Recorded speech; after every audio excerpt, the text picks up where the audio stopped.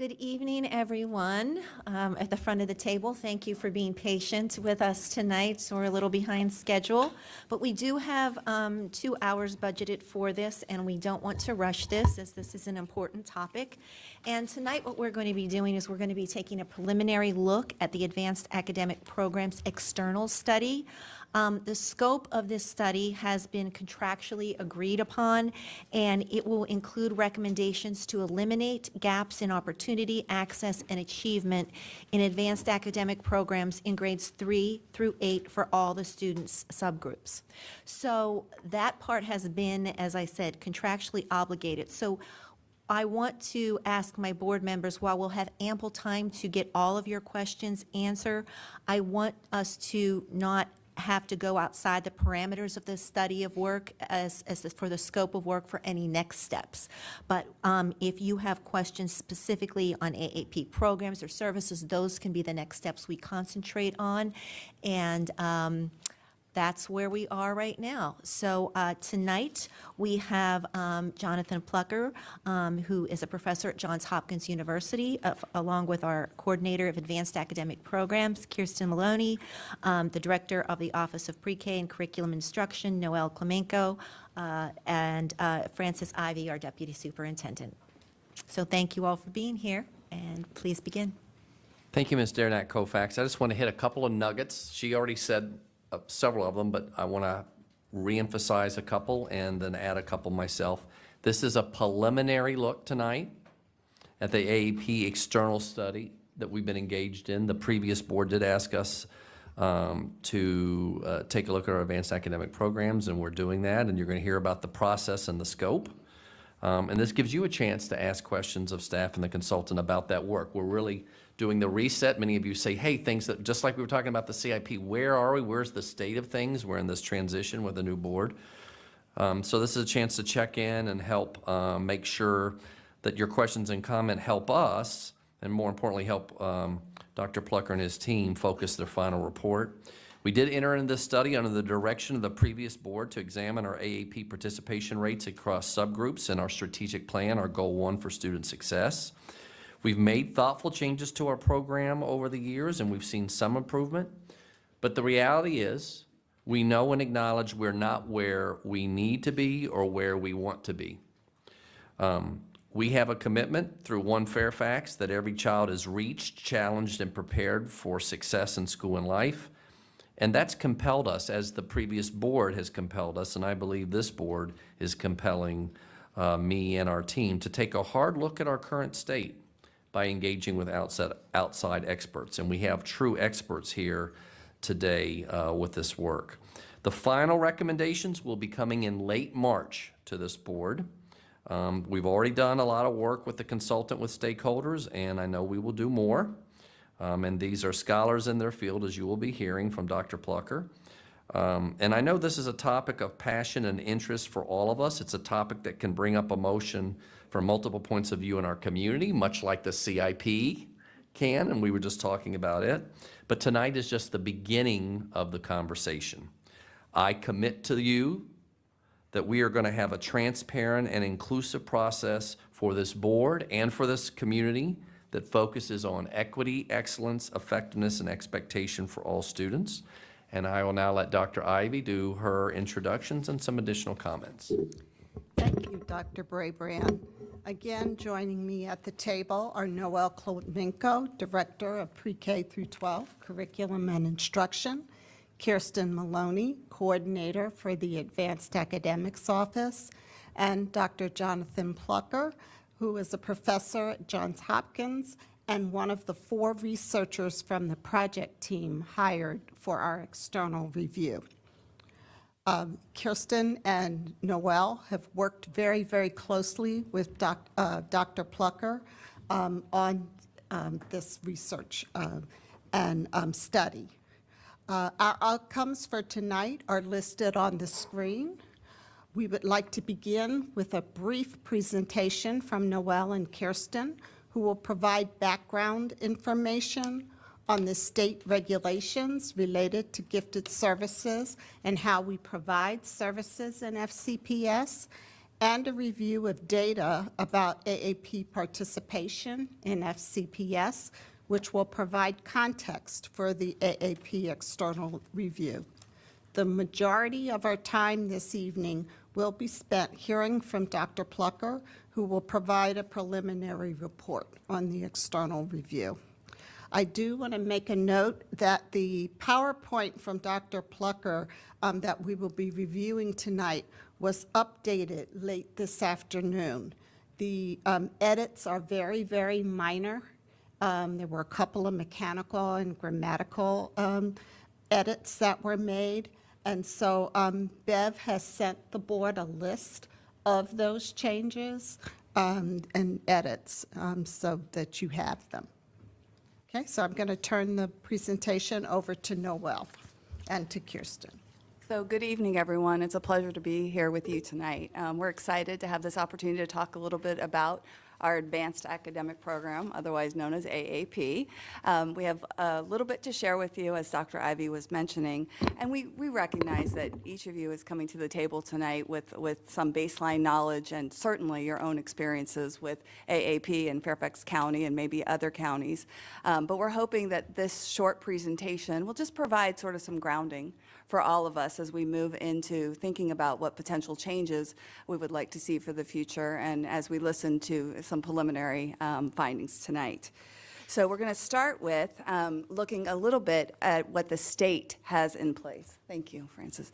And we do this because it's important to realize that though we feel that FCPS has the best AAP program, we know that we are guided not only by our own understandings of research and best practice, but also by some parameters that are put forth by VDOE. So what you see on the screen right now is the definition of gifted and talented. So VDOE still uses the term gifted and talented. We, since 2008, have moved to advanced academic programs, but know that these are these guidelines and this definition is what guides our program. So I want to just draw your attention actually to the second bullet here, because I think on the first bullet, most people, when they think of AAP, they think of those students who are highly accomplished. But this second bullet is actually one that people don't always think about, that the state does include in their definition. And that bullet, where it really focuses on looking and broadening the lens of students who might be identified for AAP, has been sort of a focus of our work for the past couple of years. Our elementary schools have advanced academic resource teachers, otherwise known as AARTs, and they have been focused in using these definitions in conversations with teachers and community members to broaden their understanding of our definition, as well as these are also been used with our Central Screening Committee. Each day they're reminded to keep this sort of wider lens open as we are looking at screening files. There are some very specific kind of rules, if you will, that the state puts out for us as well, and a few of them are here. The first four that I have listed on this slide really talk to the identification process and give us some guidelines of what the state expectations are. The first one is really the mandate that we must screen, identify, and serve students. So just poof, taking the program away is not an option. Screening must include nationally normed aptitude testing. So it's saying we must test. What it's not telling us is how we use those tests, and that's a very important leeway that they give to us. The next one is around multiple criteria for identification, and in Fairfax County, we use a holistic approach for screening. So we're not just looking at test scores, we are looking at student work, at student grades, at gifted behaviors. So we do have a holistic approach. Takes us to the fourth bullet, which is around referrals. And like a holistic approach, a referral means that it's not just a test score that is identifying a student. So referrals can come from parents, they can come from teachers, they can come from students in FCPS. We get many, many, many referrals from parents each year, as well as our advanced academic resource teachers, ARTs, put forward many, many students as well. The last two bullets really touch on service delivery, and it's talking about the opportunity for students who are identified for this program to have opportunity to be around students who have also been identified and to receive a curriculum that meets their special needs.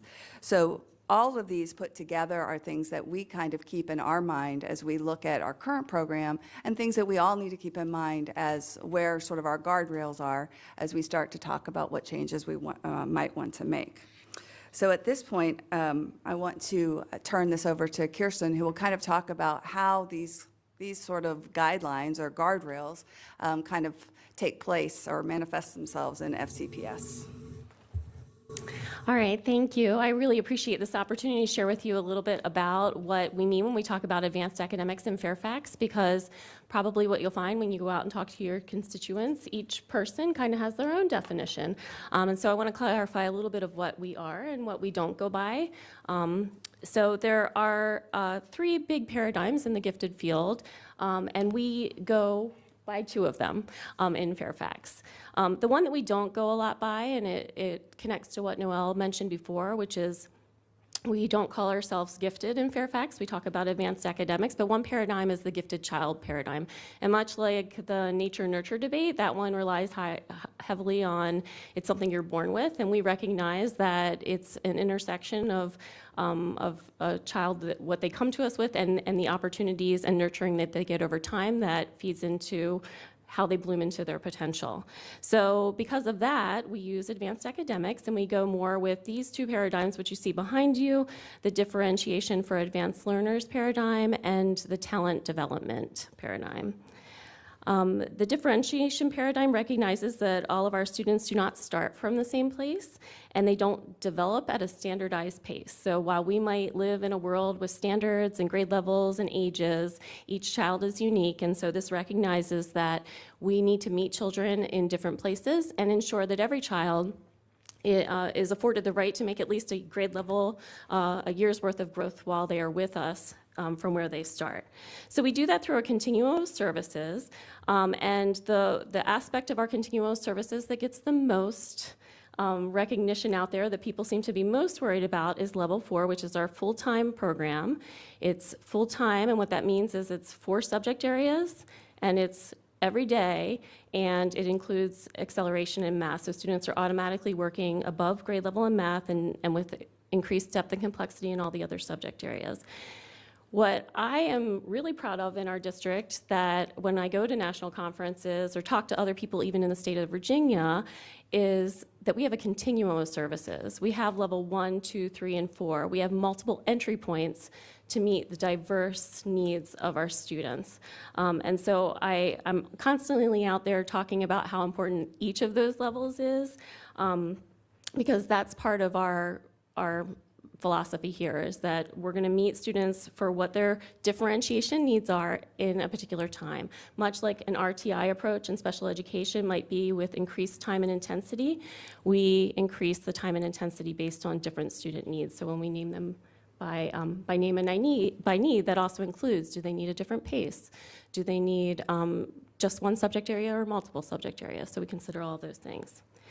Just as important as that, all the services that students get, is our talent development paradigm. And I don't think that's the part that people talk as much about, but if you were to talk to any of the advanced academic resource teachers, that they know that's what we hire for, and that's what is critical in our mind, is that we're not just identifying students, but that we're also constantly on the lookout. We're talent scouts. We're looking for that. So some aspects of our talent development focus have been around for a long time. Those of you who know Dr. Horn, the coordinator before me, in the early 2000s, she, along with some principals at the time, grassroots effort, knew that we had problems of underrepresentation. So the Young Scholars Model was formed as a way to try to find and identify students from underrepresented populations at early ages, provide early interventions so that they would be ready for advanced coursework as they went up through the K through 12 ladder. Even broader than that, that model is of extreme interest to a lot of people around the country. In fact, just last week, we have visitors from Pennsylvania, a team of about 5 people who came, and I was taking them around to schools so they could see what we do with our Young Scholars Model. There's also several federal Javits grants that have been awarded to try to replicate some of the things we do with that model in other parts of the country. Even more broad than that, not just with our underrepresented students, we also are interested in offering lots of opportunities, lots of access to strategies and curriculum, because we know that can be an identifier of talent. So as part of our bigger talent development, We have, in addition to the 9 critical and creative thinking strategies that all students get in this year's strategic plan, we have the access at least once a quarter for every student in Fairfax in all classes to have some access to advanced academic curriculum. And the principals and the resource teachers who are making that happen now have reported that teachers are getting excited about that. They're getting more familiar with what that curriculum means. It's not as scary once they get in and start using it. So we've been getting a lot of traction with that, and that's really exciting. And that starts in kindergarten. And so I just have one little plug here for all of this happens, these 2 paradigms happen because of strong resource teachers and the role that they play in the school. And how fast this happens, how much parents get engaged, the fidelity and the growth that happens all relies heavily on them being available to provide that coaching support. So an old model might have called them an itinerant. We don't call them that anymore. We really focus on them being coaches in the building. So just another look to dive a little bit more deeply into our continuum of services and what that means. This shows you just the elementary and middle school portion, since our study is focusing on grades 3 through 8. And you'll notice across the top is the Young Scholars Model. That is a K through 12 model. It looks a little bit different at elementary and secondary, but it is a continuous model to provide support for students who have been underrepresented to make sure that they access and can find success in advanced coursework. We know that when that's implemented well, we have a lot of success. We've had increases of 182% of our African American students and 319% of our Hispanic students in an 8-year period. Again, not where we need to be in the end, but we have made growth in the places where it's implemented really well. Once we look at what happens with those students at the high school level, and actually middle school too, we have about 80% of our identified young scholars do take advanced coursework, and just over 80% of them achieve A's and B's. So implemented well, we know that this is very impactful for our students.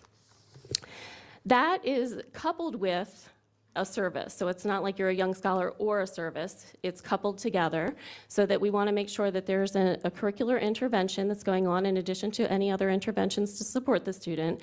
So we have our levels of service. Level 1 is what all students get, Tier 1 instruction. So that's our 9 critical and creative thinking strategies, and new this year, the quarterly access to the curriculum, which we're excited about. Then if a student has a particular affinity in a certain subject area, say they need advanced math, that is considered a level 2 service. So students don't have to be in a level 4 program to get advanced math. I know that's a myth that I hear a lot about, but that is available as a level 2 service. For students who need multiple curriculum areas, but maybe on a part-time basis versus a full-time basis, we have our level 3. And then of course you all know about the full-time program, which is offered in 29 of our centers and 66 local level 4s. And that is full-time, so all 4 subject areas, every day students are getting the advanced curriculum. And then what does that look like once you get to the middle school level? That's where when you have teachers who are specialized in particular content areas and students are electing different courses, and you can pick which honors classes you want. So it's open enrollment once you get to middle school. So students can elect to take 1, 2, 3, or all 4 of their courses as honors courses, and all 4 is considered a full-time service, even if a student has never been found eligible. And we have 14 middle schools also as an option for our middle school students who've been found eligible for level 4. So with that, I'll turn it back over to Noelle to talk some data. So now that you've heard everything about the program in 5 minutes or less, or maybe 10 minutes or less, we want to talk a little bit and show you some data just to put some numbers to this. As Dr. Brabham mentioned, participation for grades 3 through 8 and level 4 programs is part of the strategic plan. And this graph is actually from the report just this past November that was included in the Goal 1 Student Success Report. So if you haven't looked at these types of graphs, let me just orient you just a little bit. So what we have here, if you can give me this. Let me see if excellent. When you take a look at this chart, you'll see the subgroups going across, and you'll see 2 bars. The first bar is about the baseline, right down here, the baseline percentage, and the second bar is for the past school year. So that would be this grayed out row of 18-19. Now, keep in mind that these percentages do not add up to 100. This isn't who's participating in AAP. This is the percentage of each group that is participating in AAP. That's always something that's always a question that people have, so we want to make sure. So for example, when we look at the subgroup of Black, we see that baseline was 13%. Then, as we go to last year's performance, it went up to 17%, which was a nice increase. Still have gaps, but it was an increase. In addition, you'll see that it hits those dotted lines, which means that it has hit our target. Now, please in no way think that a target is our end goal. It's just sort of a shorter goal that we set for ourselves. The aspiration is that we would be equal across all subgroups. Okay, so this is one way that we can look at the data, and this is specifically, and I think you can see the gaps are real, and that is why we were here and why we have entered into this study. Oh, I have it. This next chart sort of expands a little bit to give you a little bit fuller picture. So I'm just going to take you row by row, and it also helps illuminate some of the program components that Kirsten spoke of. So that first row is level 4 eligible only. So when a student is eligible, that means they have, for level 4, that means they've gone through a central screening process and they've been deemed eligible for level 4, often attending a center. Okay, so that's the first row. The second row is also level 4, but you'll notice the numbers get get larger, or the percentages get larger. And that's because when schools open a local level 4, meaning it's not a center, but they're serving the level 4 students in their base school, often schools will select some students to join in to those services. So that number gets larger, as well as those middle school students who say, you know, I've never gone through screening, or I'm not an advanced academic student by going through screening, but I choose to take 4 honors classes in middle school, in which case they are doing what is equivalent to level 4 services as well. So that first gray line, you'll see the numbers are larger, and that is actually closest to the strategic plan data. So those are the numbers we're really looking at when we are reporting out for Goal 1.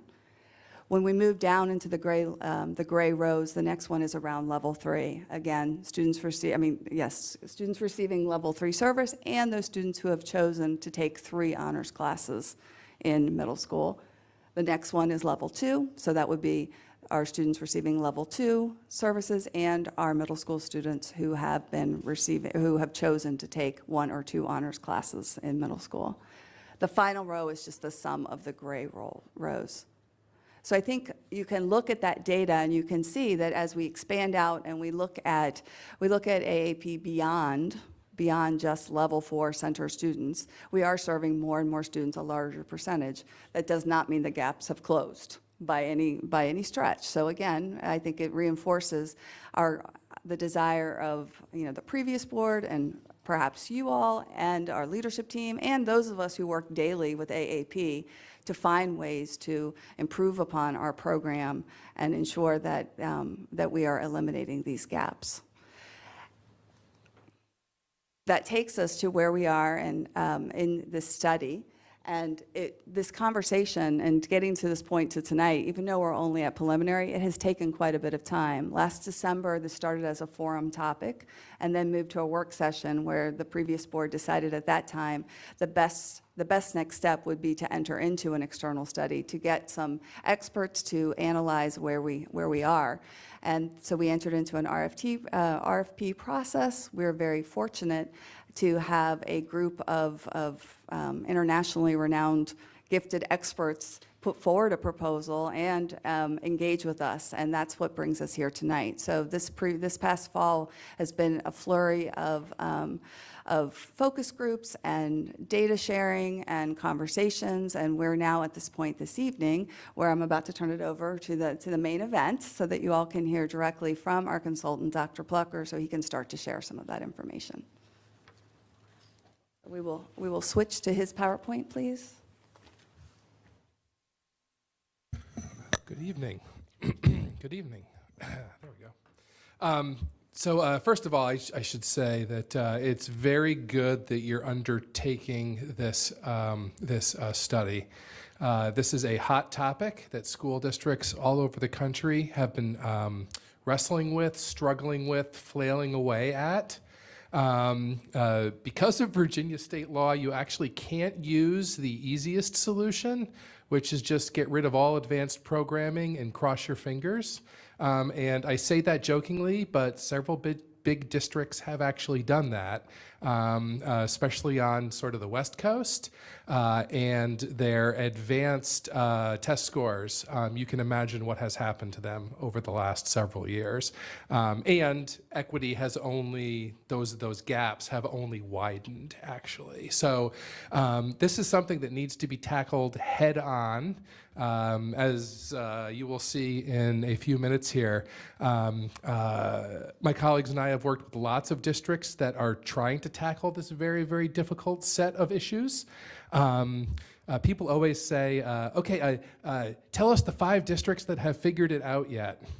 Yeah, okay. It's a very short list. No one's figured it out. A lot of districts are starting to make real progress. If this were easy to solve, I wouldn't need to be here. You would have already figured this out. This is a big problem. It's very difficult. On the positive side, and I think this is one reason why I am so optimistic about it, the last 5 to 7 years conservatively, we have seen an explosion both in what I would consider to be major districts trying to tackle this seriously. So we're learning so much from them. And just the basic research we're doing, it's not really basic research, it's applied research. We have learned so much about what works and maybe more importantly, what doesn't work. So we really are making progress. So even 5-6 years ago, I understood when lots of district leaders all over the country said things like, this is just too hard to solve. I wouldn't have agreed with them then, but I see where it was coming from. There's no excuse to think that way anymore. This is a solvable problem, and I believe we can solve it now. So that's by way of background.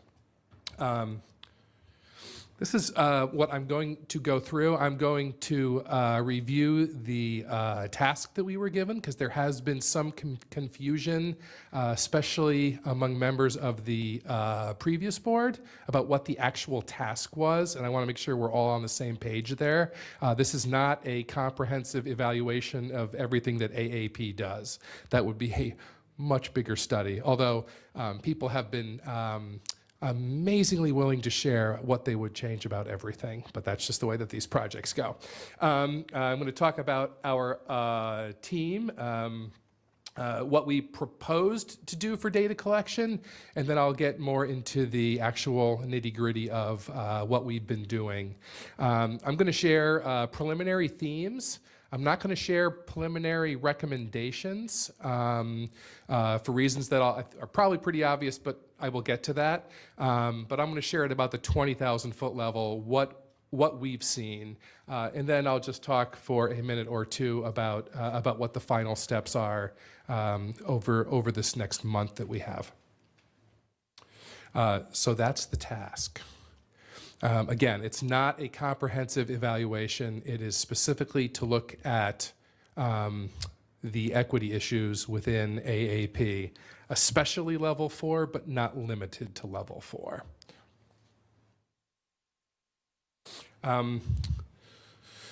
Our team, it's always weird to talk about yourself when your picture's on the screen. So this is really awkward. I've done lots of these. I've done over 200 school-based, school district-based evaluations over the past 15 years, give or take. The vast majority have not been on gifted education advanced. It's been anything you can imagine, literacy program interventions, school counseling interventions, broader equity interventions, charter schools, et cetera, et cetera. So I have done a lot of these. Some have been much bigger than this study. Some have been much smaller. Some have been pretty much this exact same size. So I have a lot of experience with all of this. My team issued the first report on what we called excellence gaps almost exactly 20 years ago. We're just like 2 weeks shy of that. I actually realized that this morning.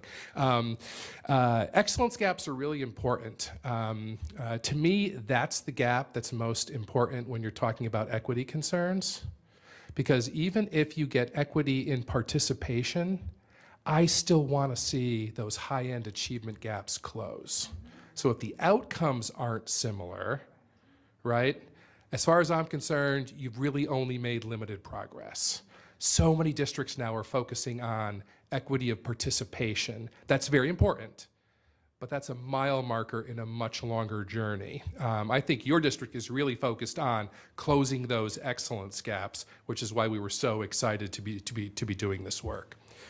Dr. Callahan is, I won't even say arguably, she is the field of advanced academics top program evaluator. She's been doing this for decades.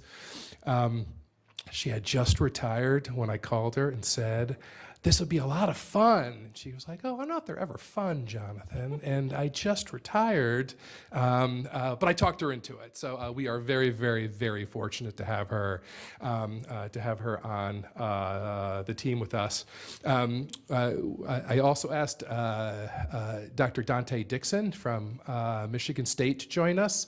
Dante is a school psychologist, and his specialty is minority psychological issues, and has been very active in the last few years.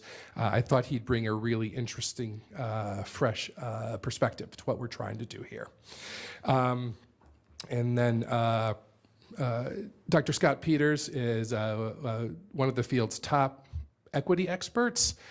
He is also a very good statistician and a very good assessment expert, both of which I thought would be very helpful to this team. Dr. Peters has done the majority of the data analysis of your existing data. And in fact, right before I walked over here about 3 hours ago now, he was still sending me new data analyses that he was working on this afternoon to help us gain even more insights here. So that's our team. And I should say, Dr. Peters was one of the first people to adapt response to intervention models to advanced academic setting, which is a key piece of your programming, which is still very unique. So I really wanted him on board just because he probably is the most knowledgeable person in the country on that specific focus. We propose to do 4 different types of data collection. The number one's pretty obvious, just examining existing policies and practices. The second part was really digging into the data that you have. The district has a good reputation for having lots of data. I can confirm for you, you have lots of data. Lots and lots and lots of data. Data is not your problem. Lots of really good data reports that we've been digging through. The third is that we promised to do a comprehensive review of all the relevant research, which we have done. Quite frankly, it wasn't that hard because we've been writing books about this for the past decade, and we've been doing a lot of that work. And I'll talk more about how we plan to use that in 1 second. And then the focus groups and interviews that we've done, which again I will go into in more depth, right? Now, so the policies and documents, the list is several pages long of all the different policies and reports that we've looked at. We were aware that this is not the only recent AAP evaluation study that you've done. We did not look at that on purpose until last week, after most of our data collection was finished and we were starting to put this together, because we didn't want to be biased by what the other group found, how they went about doing it. We didn't want to be influenced by that at all. So Lots of stuff we read. Then we looked at lots of data. Lots and lots and lots of data. I talk about this later, but I want to say it again now because I think it's really, really important. We have asked the AAP team so many data questions. It has been constant, and yet they have responded enthusiastically and very quickly to every single request, which we really, really appreciate. Lots of data that we've looked at. This came up last week. We did not look at any raw data and analyze it ourselves. There are privacy concerns with that. We could have gotten all of those permissions, but because the contract was awarded about a month late, and yet your finish line has stayed the same, we didn't have a lot of time here, so we've really tried to do as much as possible. Fortunately, you have analyzed most of the data that we would have asked for anyway. Actually, I don't think we've come up with anything yet that hasn't been analyzed, so that hasn't been any sort of a major limitation on what we've tried to do. I've already said all of that about reviewing what's been done before, what some other districts are doing. I would also throw in into this category, for example, we very quickly zeroed in on your appeals process during the advanced academics identification procedure, if you will. It's required by state law, but in the other districts we've worked within Virginia, others don't seem to have as much of an issue with it being a driver of inequity. So we poked around quietly, discreetly in some other districts to see how they structured theirs. How does it compare? Why do we think you're getting sort of different numbers than they are? I would put that under category 3 here, trying to make sure that we cover every single base. And then this is mostly going to be worked into, I don't want to write a 100-page lit review as part of this report, in part because you don't want to read a 100-page lit review as part of this report. So what we've decided to do, and it's working out pretty well thus far, is as we make our conclusions, talk about our various data sources, and then make our very specific recommendations, that's where we're working all of the supporting research into it, saying like, okay, some people are trying this, it's not working. Others are trying this, it is. That's why we're going into this direction. It seems like that's more digestible for you, and it should make for a much more useful report. So that's where we're putting it right now. The focus groups and the interviews. The purpose of the focus groups and the interviews is not to be able to say 25% of principals with local level 4 programs think this. That would, we would have to talk to every single one of them probably, and that would just take a long time. The purpose is to make sure that we're getting the full diversity of opinions, observations, suggestions. Well, I'll show you in one slide all the different groups that we've talked to. I can assure you we are hearing every possible perspective. We're hearing a very wide range of observations on the current situations and opinions on what the next step should be to address some of those issues. So I think it has worked very well. We did a stratified random sample for most of these groups, working with the AAP office to make sure that we were casting as careful of a net as possible, just because we didn't have enough time to talk to every single person. But we've done a pretty good job stratifying within those 5 regions. And then, yes, also,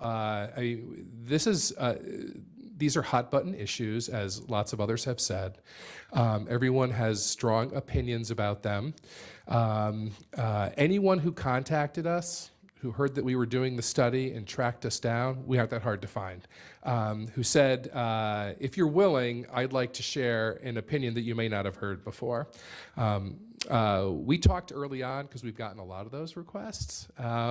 They've just started to taper off, but for one reason that I'm about to mention, I think they're going to pick back up again. But our immediate response has always been absolutely.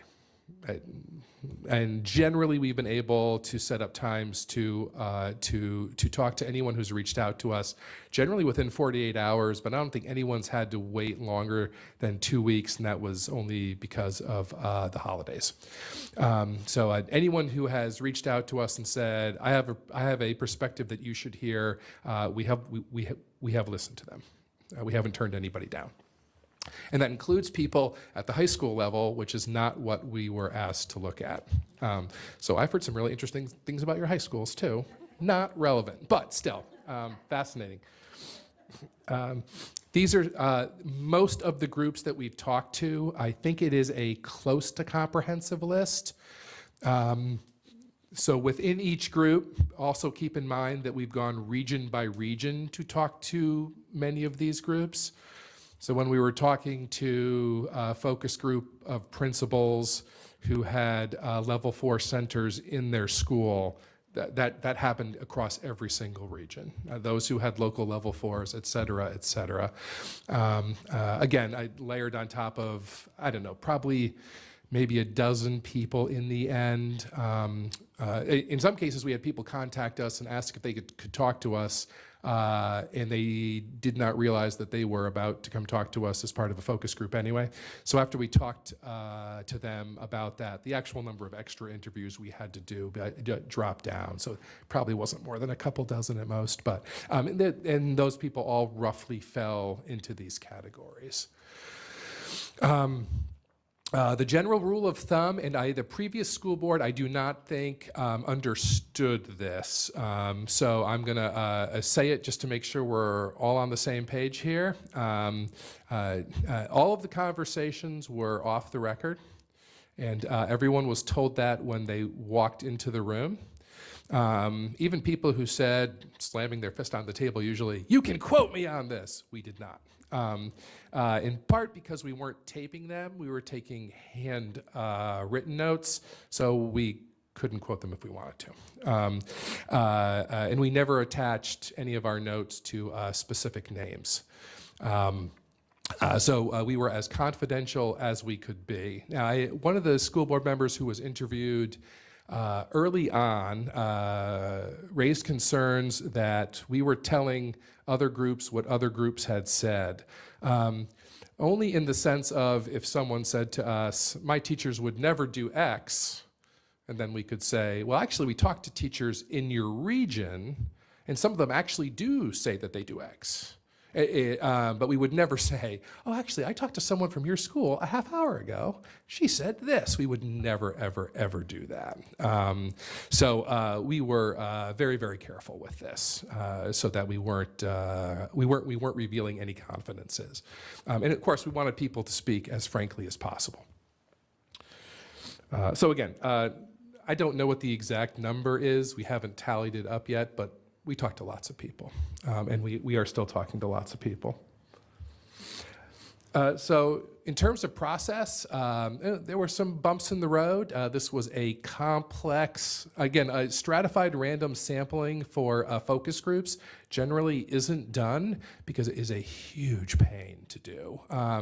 The AAP office, again, could not have been more helpful in making sure that we could pull it off.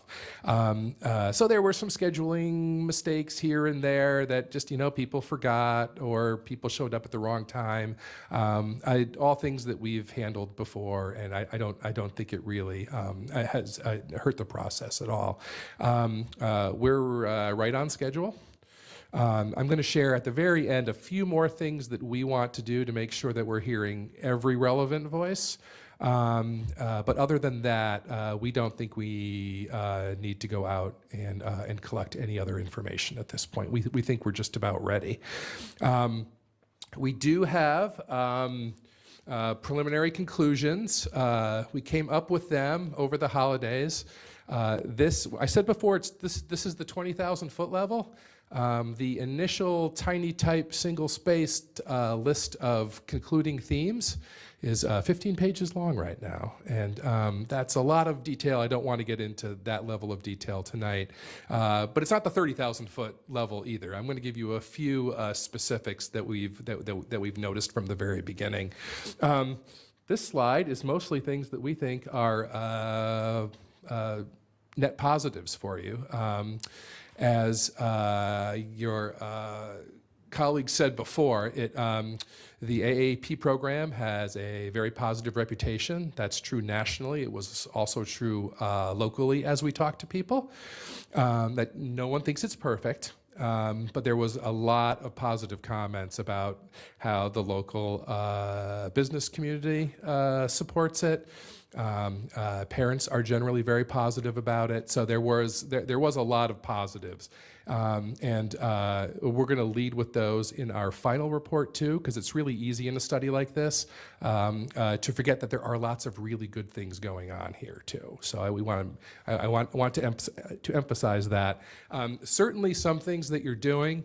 I don't want to get into the weeds too much about this, but you are universal screening. I don't know of a larger district in the entire country that is trying to universally screen. The research says you absolutely should be doing that, but a lot of people don't because it's expensive, it's a logistical nightmare in some districts. You've been doing it for some time now. That is very, very, very laudable. Technically, you're not doing it with the local norms, which would be the second piece that we would often recommend, but with your local level 4 centers, you kind of are at the same time. So you're not officially doing it, but many of your schools with local level 4s are doing it. That's a really big positive too. So you actually have some proof of concept for that sort of next stage in some of your current schools. That's very, very positive. And then there were definitely features that no matter who we talked to, we heard lots of positive praise. So I believe this year is the first year that you have full-time AARTs in Title I schools. No one was upset with that. There was a lot of positive comments. And in fact, there was, I had one focus group of principals, and someone jokingly said, in fact, I would love to have a second full-time AART, which is largely up to the principals, I should note. And there was one principal sitting in the corner who got really quiet all of a sudden, and I immediately said, she has a second AART and she doesn't want to tell them. And then it finally came out and they were like, how did you manage to do that? And she said, well, we knew it was important. And so we created that opportunity. We found the resources, and yes, it has worked spectacularly. So we didn't hear anything negative about AARTs, especially in those Title I schools. They are a fantastic resource, is what we heard again and again and again, especially regarding equity efforts.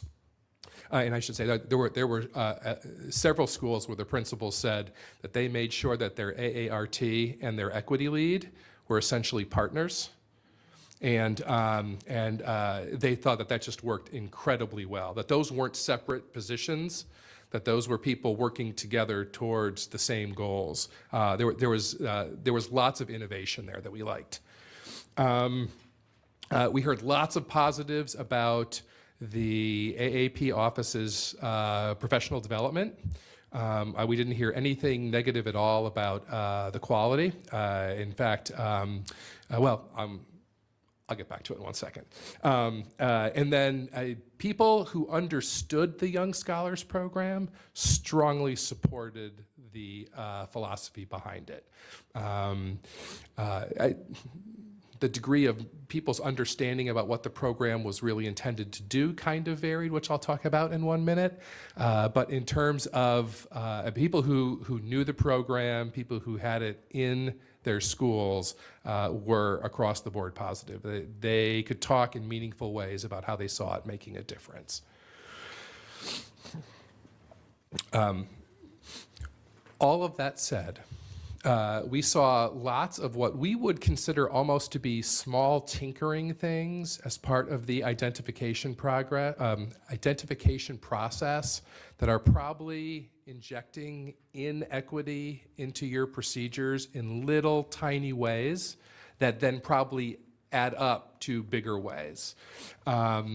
That said, you saw your data before. Your district is making progress in this area, much more so than most other large urban/suburban districts.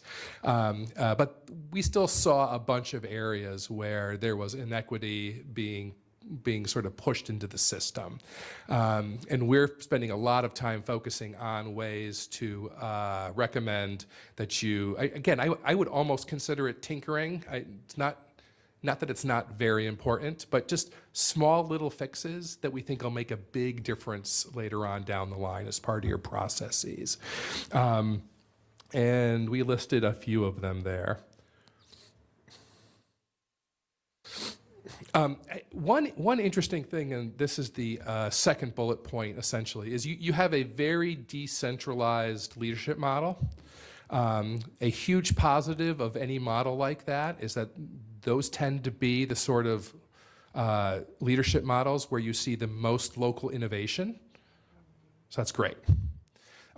Quality control becomes really difficult within that scenario, right? And so we heard that from lots of people, and the other data that we pulled together kind of suggests the same. Is that in some places you have a very supportive principal who actually has background in advanced academics, equity interventions, et cetera, who has a great AART, who has been really highly trained, who's a really great instructional coach too, who's working with the equity lead. And we talk to those principals and be like, wow, they are figuring this out. Like, they are making a difference for lots of these kids. And then you talk to some other principals where they didn't have hardly any of those pieces in place. They didn't really see it as very important. And guess what their data looks like? Not great, right? So that's kind of the balance that you're playing with here. Is it's a model that promotes innovation, but at the same time, you balance that against the fact that things can be spotty sometimes. And this is a huge, huge district, so of course that's going to happen. We're trying to focus on a sort of a systems approach that we can recommend that respects your decentralized leadership model because it has lots of positives, but also more carefully systematizes the supports that we know that these students need to close those excellence gaps. Again, if it were easy, you wouldn't need us, right? So, I mean, this is very, very, very, very tricky stuff.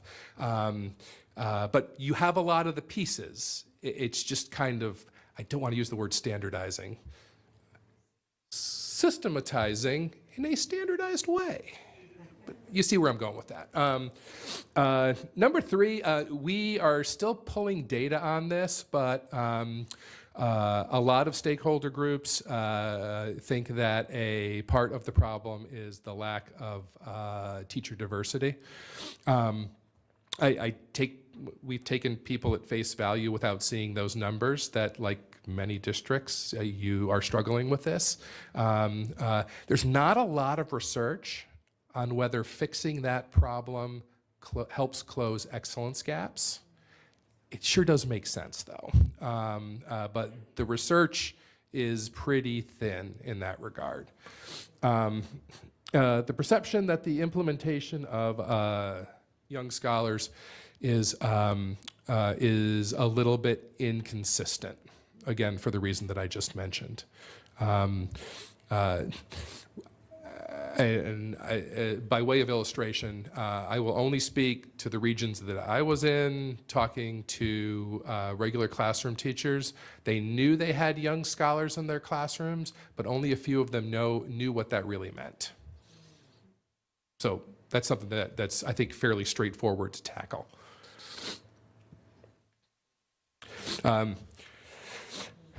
You're not going to believe this, but we heard a lot about centers during this process. That was a joke that only two of you laughed at. and a couple people in the back. Thank you. Some of the things we heard about centers, I think, are legitimate concerns, but they don't really tie into what we were asked to do. In fact, we've heard so much from people, and we have such interesting data on things that go beyond the scope that we do feel obligated to pass that on to the district and to you. We haven't decided what the best way to do that is. Maybe just a memo to the superintendent and the school board. Just here are some other things we heard. Here are ways that other people around the country are solving those issues. But we really want our final report to focus on the equity issues that we're here to tackle, because that's hard enough, essentially. So the whole, some centers take kids out of pyramids, and then sometimes they go back into pyramids. A lot of people question whether that was the best system. That's a really good question. I don't think it really is directly related to what we were asked to do. Similarly, the assignment of test scores for accountability purposes. One of the biggest complaints that we heard from principals was that when students leave their school for a level 4 center, they lose their test scores at the same time.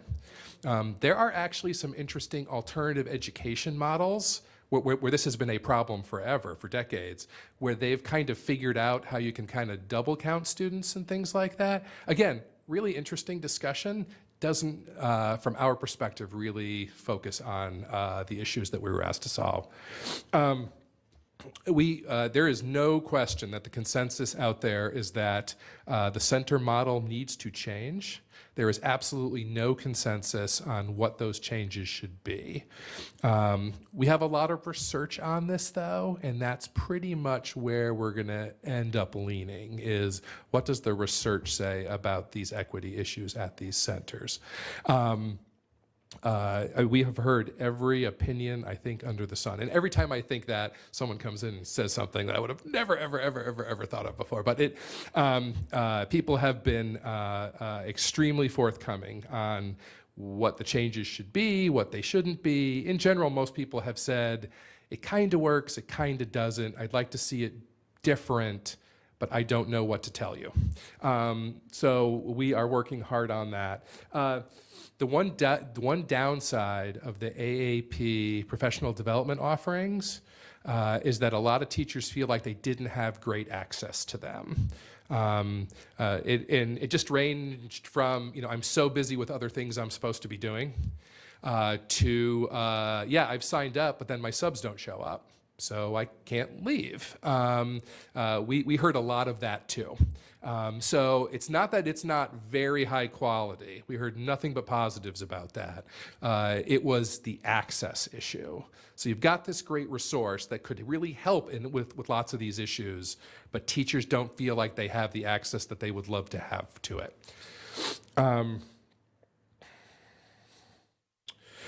This last point is outside of AARTs and people who are finding ways to participate in the AAP professional development.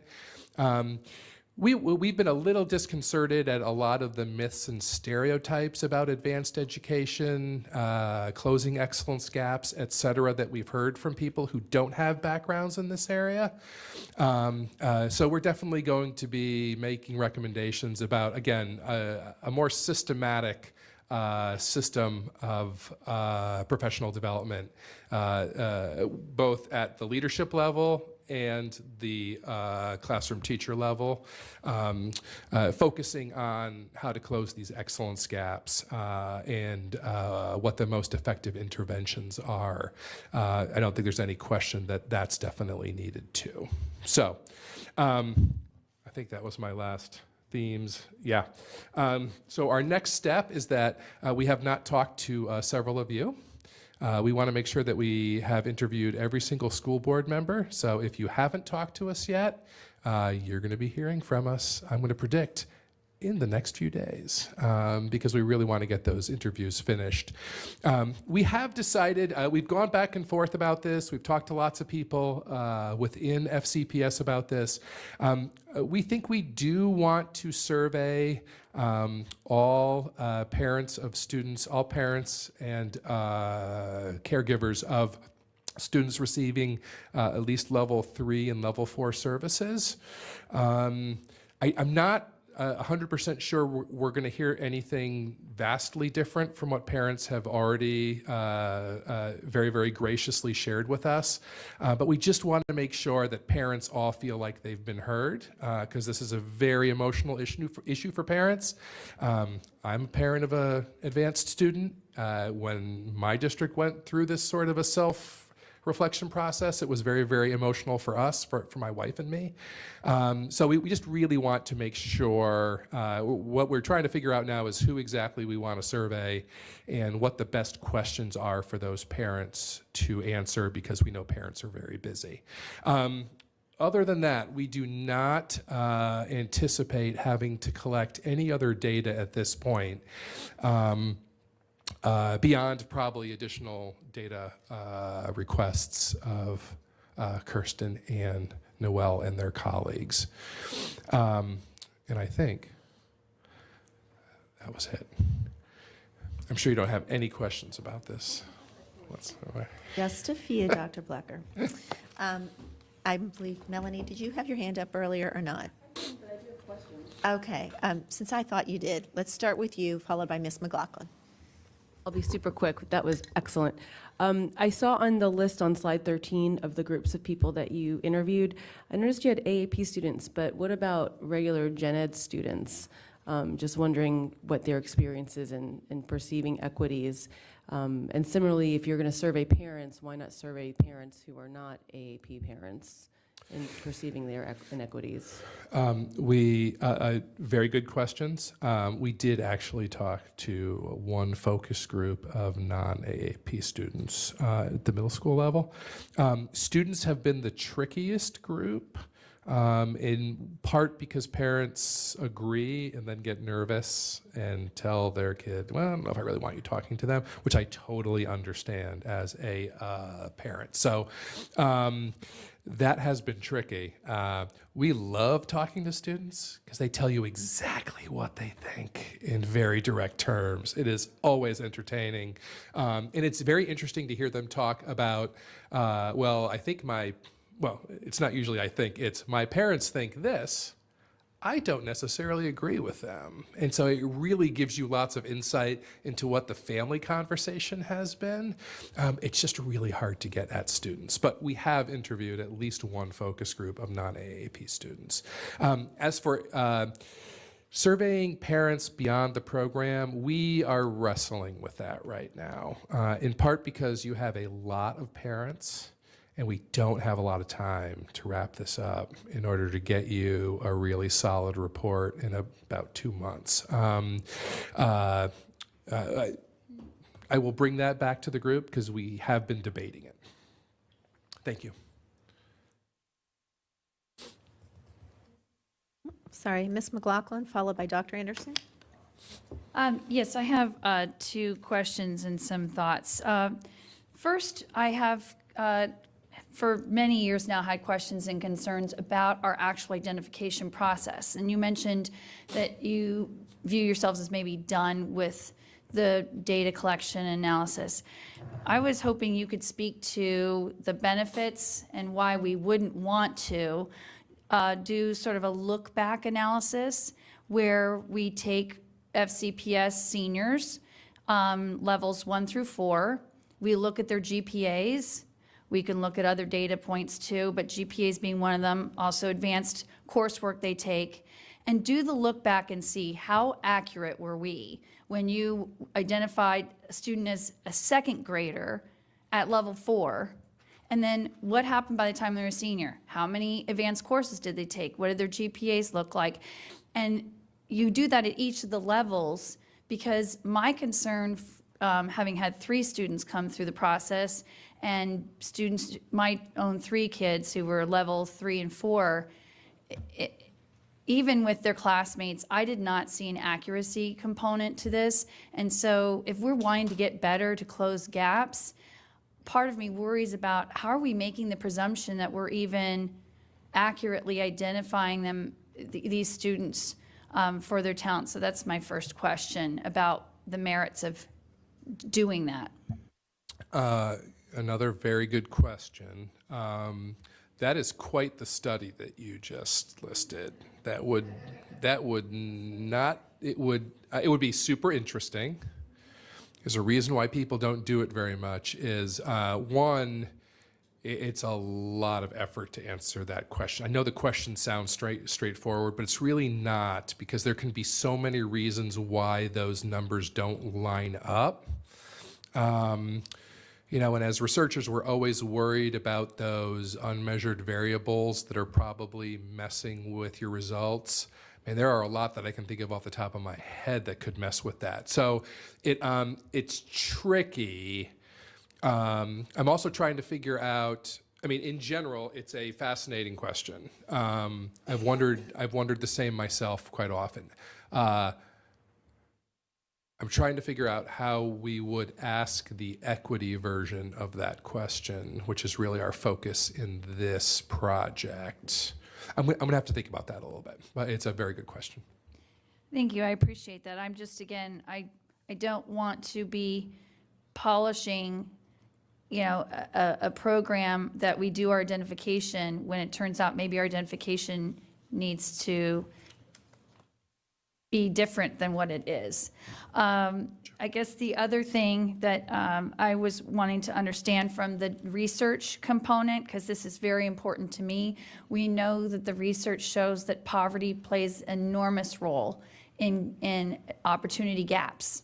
And so when you talk about the research you're going to be looking at, we know that we have underrepresentation for students with disabilities, underrepresented minority groups, English language learners, and poverty. You look at all those numbers, that's where the gaps are. So could you speak a little bit more about the depth of research that relates specifically to those different subgroups that where we're trying to improve the equity piece? I assume it's going to be in the research, but I'd like a little more reassurance that that's going to be a key component of the work. It's going to be the major focus of the recommendation, so it probably can't be more key than that, right? So, I mean, again, especially the students living in poverty, or I would be broader than that, right? So I would say students who are economically vulnerable in general. We know that lots of the talent identification strategies that districts often use really disadvantage those kids. It's never a level playing field. Now, if you move to universal screening, you're starting to level the playing field, and you have done that. That's kind of the heavy lift there. But now that you've done that, the other pieces don't get much easier. We know that you have to front load a lot, which is what your Young Scholars program is designed to do. And when it's working, it looks like it really works well. And our concern is, how can we help you make sure it works even more broadly, so that everywhere you have Young Scholars program, it's really helping those low-income students. We have a lot more interventions than we had even 3 or 4 years ago for specifically low-income students. But every group that you mentioned has been a focus of the focus groups, and especially the data analysis. And those are all the major groups that we've gathered review of all the different studies. We focused on all those different areas. I'm trying to think of an area that you mentioned that we didn't look into. We've looked into all of them. We've looked at gender too, quite frankly. You didn't mention gender, but depending on the nature of some programs, probably not yours the way that it's designed, but you can see some really big gender disparities. We're not really seeing that in your data, but we are looking for that too. I can't think of any other groups beyond those that we've talked to people about. Recent immigrant status we've looked at too, because you have a very large recent immigrant population. I'll just conclude that my concern as 8 years on the school board is that this has been a school division that for more than a decade has been wanting to increase the diversity and representation of our students in the AAP program. And all we've done is grown the identification of predominantly white and Asian students. And we haven't had the effect of trying to bring in those other subgroups I mentioned. So I am hoping your report is going to talk about why the efforts we've done to date haven't yielded the representation and the equity that we were trying to do for more than a decade. I would like to make sure we really cover that. I have a really good response to that I just wrote for the final report over the weekend, and I am not going to share it, even though I am chomping at the bit because I was ready for that question. We are directly addressing that. Wonderful, thank you. All right, thank you. I have Dr. Anderson, followed by Ms. Sizemore-Heiser. Thank you so much for all this wonderful information and all the conversation regarding equity and access, even as you talk to teachers who are not able to access the wonderful programs that are available to AAP, AAP, the professional development that's offered by the office. Can you speak to a little bit in terms of how you've been able to access parents who may not be who are not your volunteers, because volunteers bring a different set of data. There's already a skewedness that is implicitly inherent in that process. When we have a district such as ours, where we have a fairly large groups of persons who may not be aware that this is happening, who may not, for a number of reasons, are not able to access you to provide their thoughts regarding this. Can you speak to the cross-section of parents who you were able to speak with, and how could we broaden that if there's still opportunity to do so? Very good question. This has been a major concern of ours. I'm actually not that worried about it. I think we have gotten a very nice cross-section of parents who have talked to us about their frustrations. I mean, some are very big fans of all aspects of these programs, but we've also really targeted parents who are a low-income immigrant family with a twice exceptional child, for example, and just listening to their stories about where the system didn't really support them as much as it should have, and again, creating that unequal playing field. That said, we're not terribly satisfied that we have cast a wide enough net, which is why we want to do that parent survey, just to make sure we're capturing everyone we can. Now, I mean, which demographic groups of parents are most likely to fill out the survey too, right? So it's not perfect. But I think that the focus groups were very diverse when we talked to parents.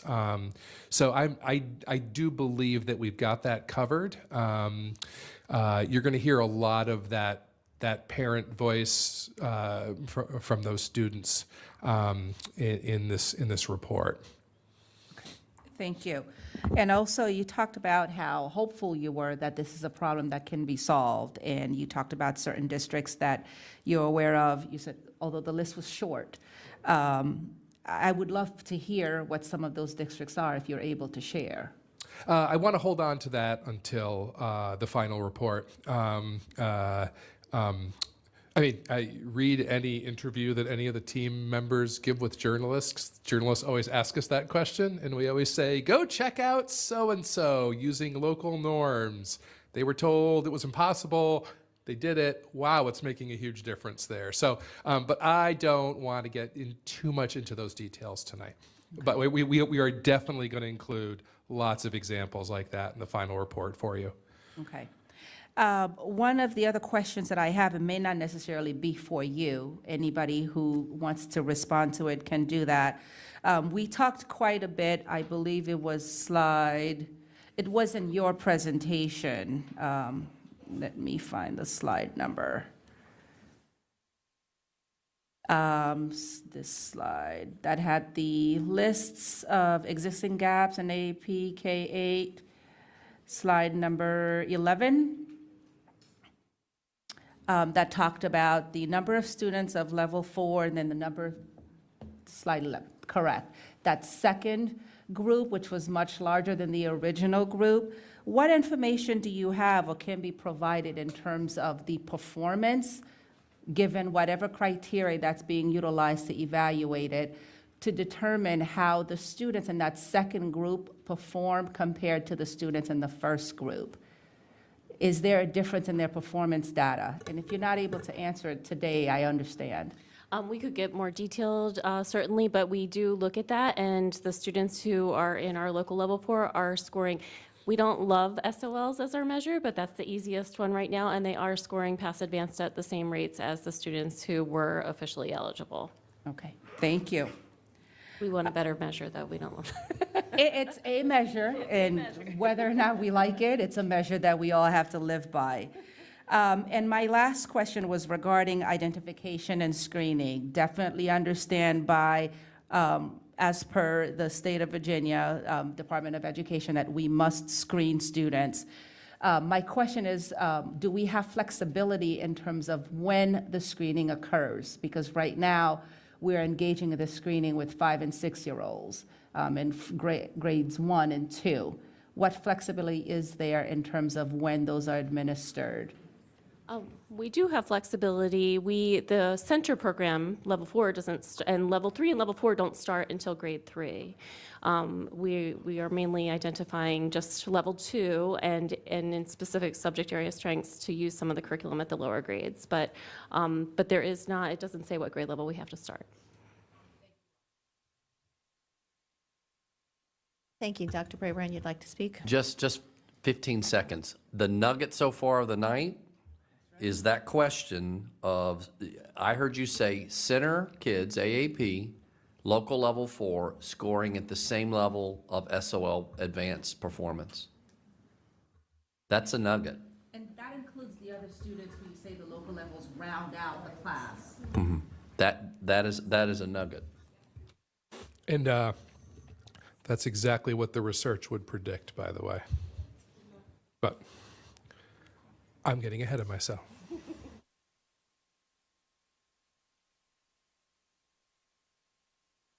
Yes, ma'am.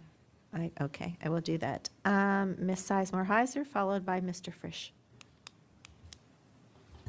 Thank you very much. I understand this is just kind of a very broad overview of your report, but I will say I was a little surprised to see how little students with disabilities and twice exceptional students were mentioned in sort of your data collection and some of the comments. So for example, on slide 10, it talks about sort of some of the different demographics and data, but it talks about screening eligibility by homeschool, but it doesn't talk about whether those kids at that homeschool were, not this slide, sorry, the other slide deck.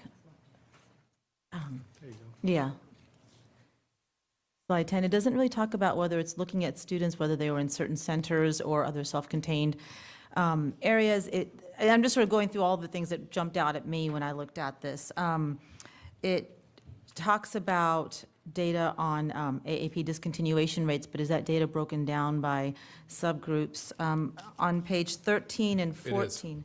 Thank you. Page 13 and 14, when you talk about the people that you interviewed in the focus groups, you mentioned the advisory committee for students with disabilities, but I remember there was a work session where we talked about talking with SEPTA and CASA. I wasn't sure if Department of Special Services was interviewed as part of this process, or teams from there were interviewed.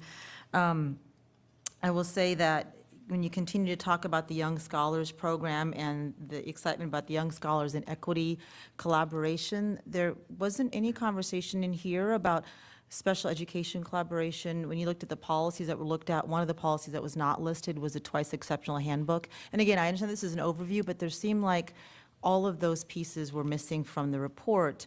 And knowing the concerns of our parents of twice exceptional students and their access to AAP, I just wanted to make sure that that was intentionally included in a good part of this report. As I stated before, these are not comprehensive lists by any means. We reviewed the twice exceptional handbook, right at, like the first day. We did a comprehensive review of it. Twice exceptionality is broken out in all of the data tables that we're putting together. Pretty much every group that Mrs. McLaughlin mentioned earlier, though we are focusing very carefully on all those groups, plus also gender. So yes, they are. It's definitely a very big focus, and that is probably. I wouldn't say it was the main theme we heard from parents, but it was one of the main themes we heard from parents, loud and clear. Thank you. And then one additional question. When you talk about a survey of parents of students in AAP, are those currently in AAP, or are you including those who've discontinued AAP as well? Because that may show some issues or concerns of parents who've chosen to discontinue the program.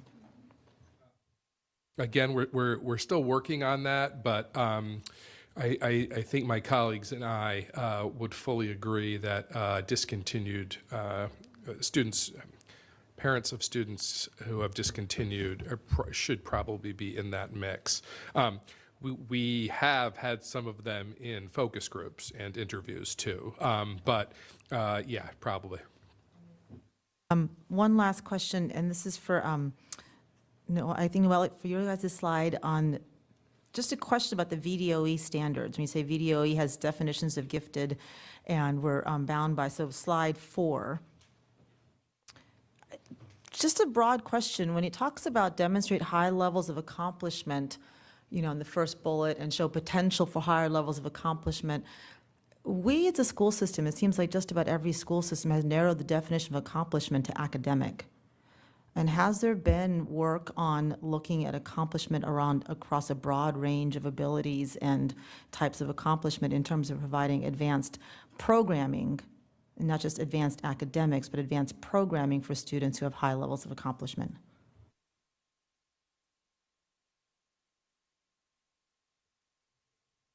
I'm not sure exactly what you mean, but I mean, I think most of our services are delivered through the content areas. So are you thinking about like through arts or through other areas?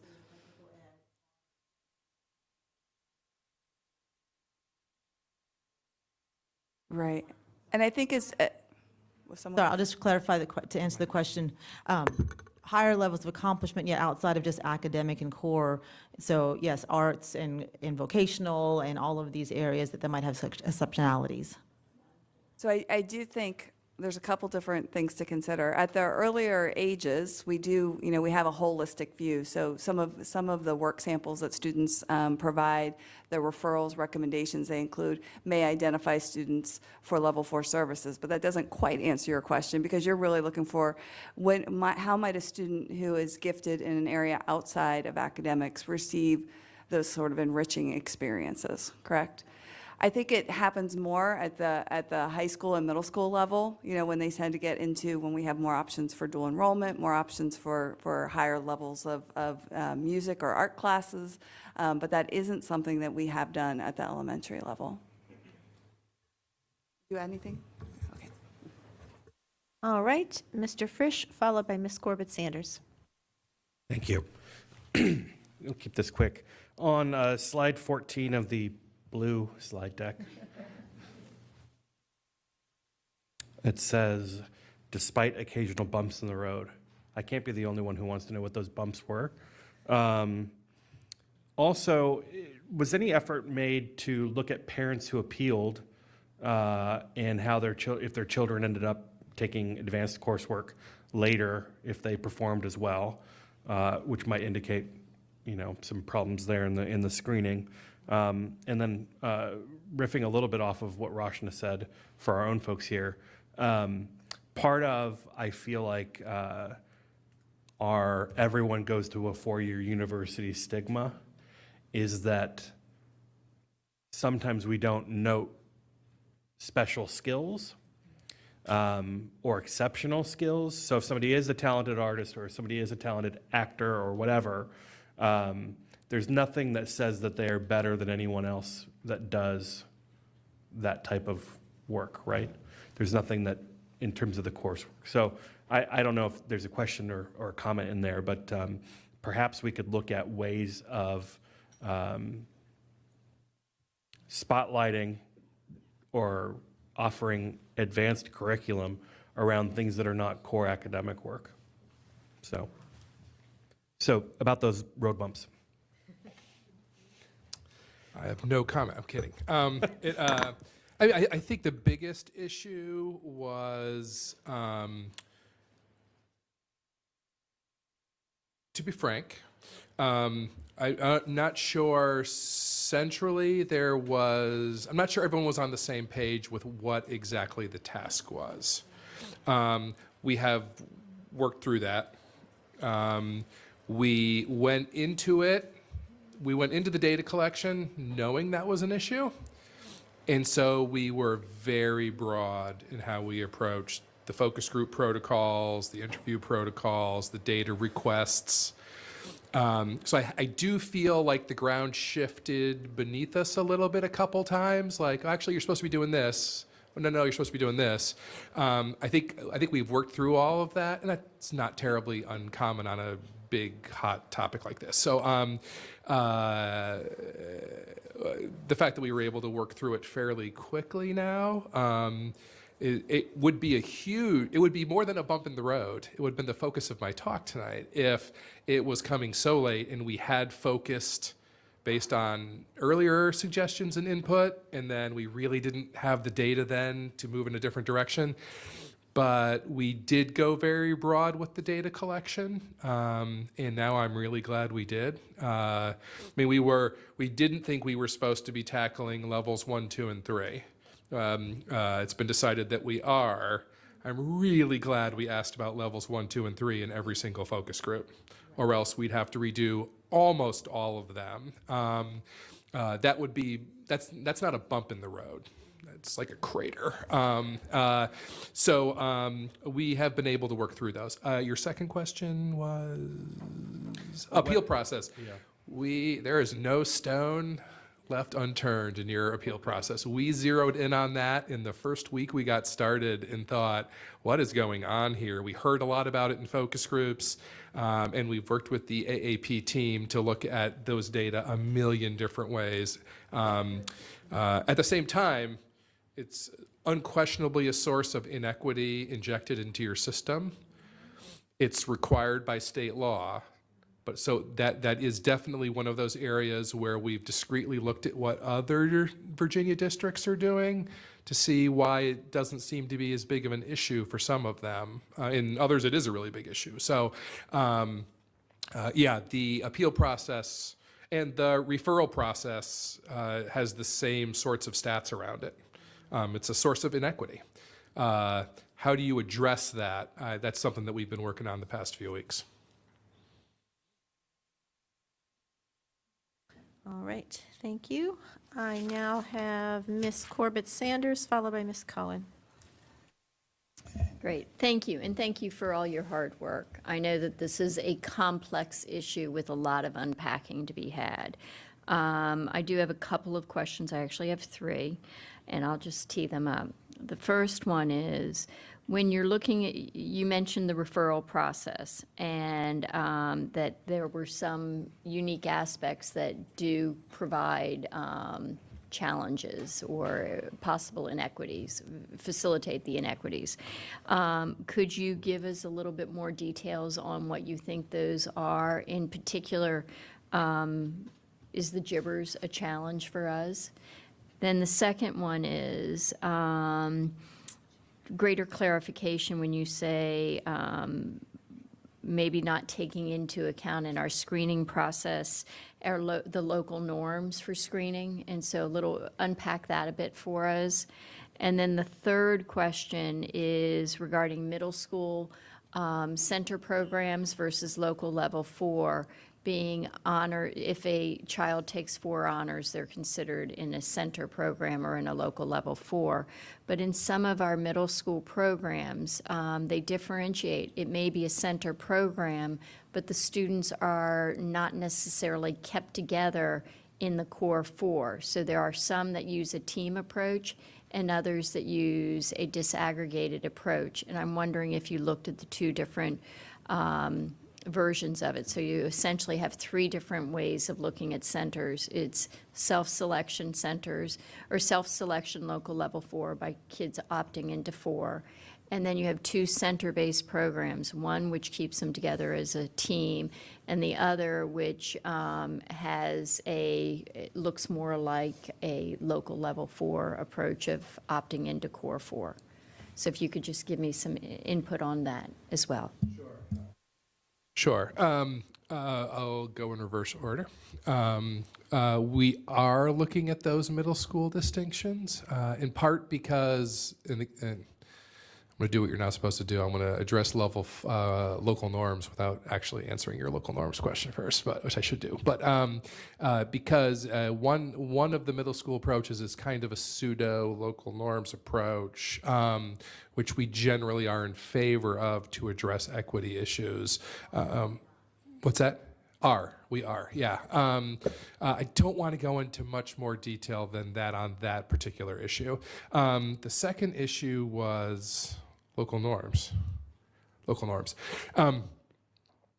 So local norms, using local norms, well, the whole reason why local norms works is because, and you generally do this here, if you're using a neighborhood schools model,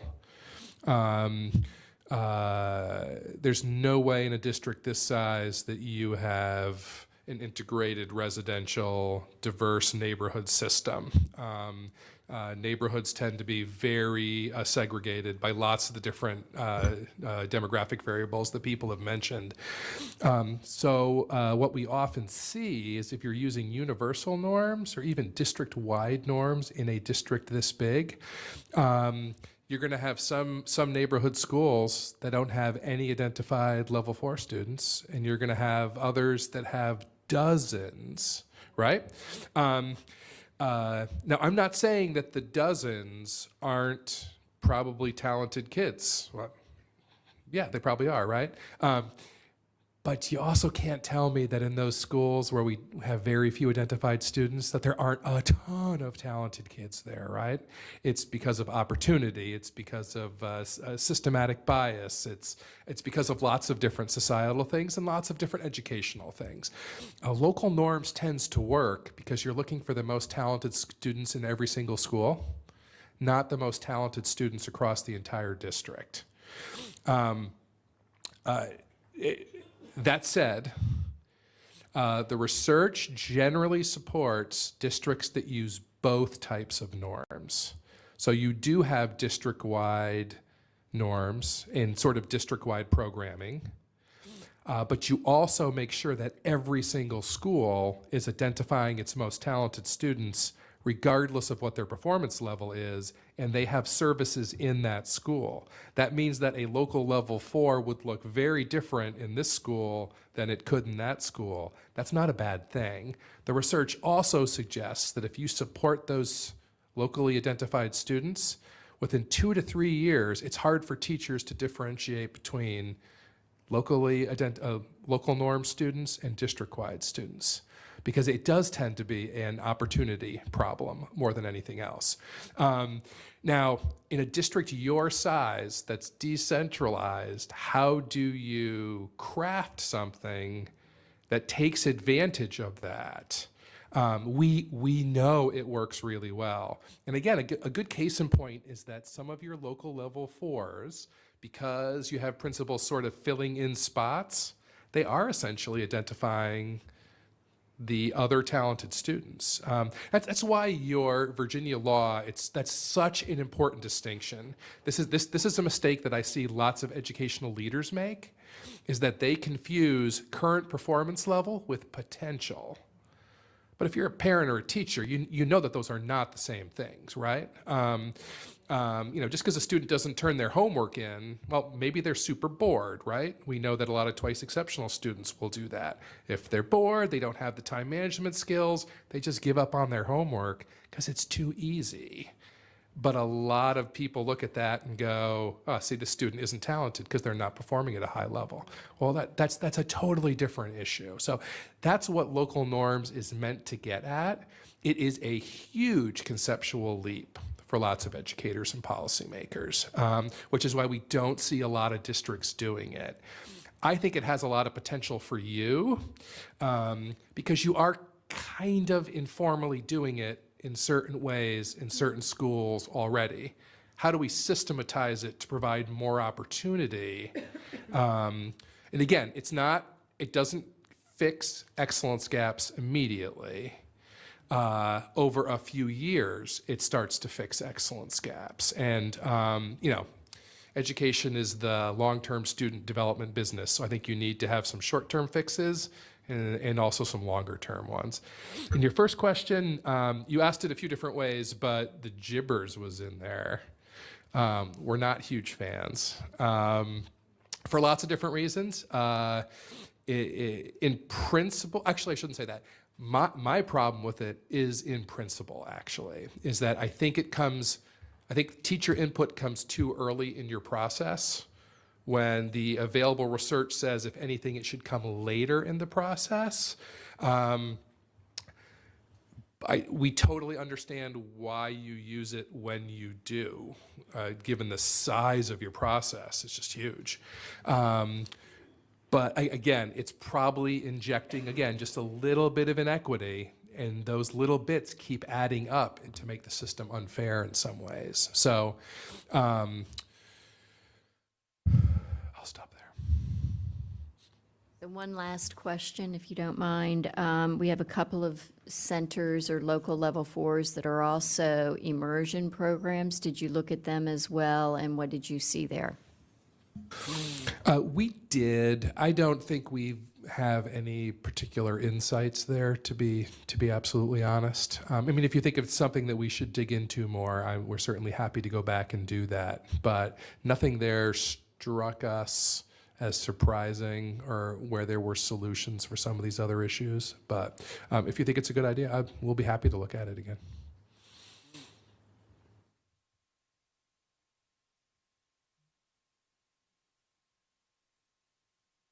Ms. Cohen, followed by Ms. Keys-Gamarra.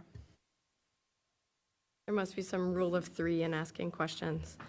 My first question is, did you look specifically at schools like Cardinal Forest and Sangster who are using their AARTs for all students? So starting like in kindergarten before our kids are technically identified. I would disagree about using SOL scores as a metric of success in much other than taking a test, but that they're seeing a lot of gaps that are closing, especially for their SPED kids, by using that process. So I was interested in that. The other question is, did you find a big equity difference among regions with a lot of local level fours versus we have some regions like mine where we primarily use centers? And then the last question is, not to you, actually, to Dr. Brabrand and Chair Corbett-Sanders, but if they're seeing big areas not within the bounds of the study, is it in the purview of the board for follow-on if they see centers as a big issue? So those are my questions. So what I would say is, we had a defined scope. And we just talked, even in this meeting, Dr. Plucker said that, a letter could be drafted to the superintendent and school board. After we get the recommendations for the existing scope of the study, we can then have a conversation about some of these additional considerations and whether we want to engage Dr. Plucker or ourselves or staff in additional follow-up.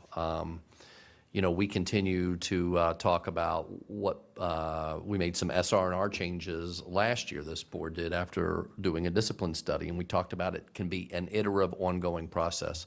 So I think this is the first step, frankly, with this board and this administration to take a deep look at advanced academics. It doesn't have to be the last step. Your first question about the different AART models, we are looking at that. I don't want to reveal what schools we've specifically really dug into. But yes, that is definitely on our radar screen. And I will predict that you will not be surprised to see that in the recommendations in some way, shape, or form. And I'm sorry, I can't remember your second question. Sorry, the second question was, did you find a big equity difference among the regions who do incorporate a lot of local level fours versus those with mainly centers model? Those analyses are not finished yet, but there are not huge differences thus far. It doesn't mean we may slice it and dice it and ask the question a better way with better data, but the data that we have now, it does not appear to be a huge factor.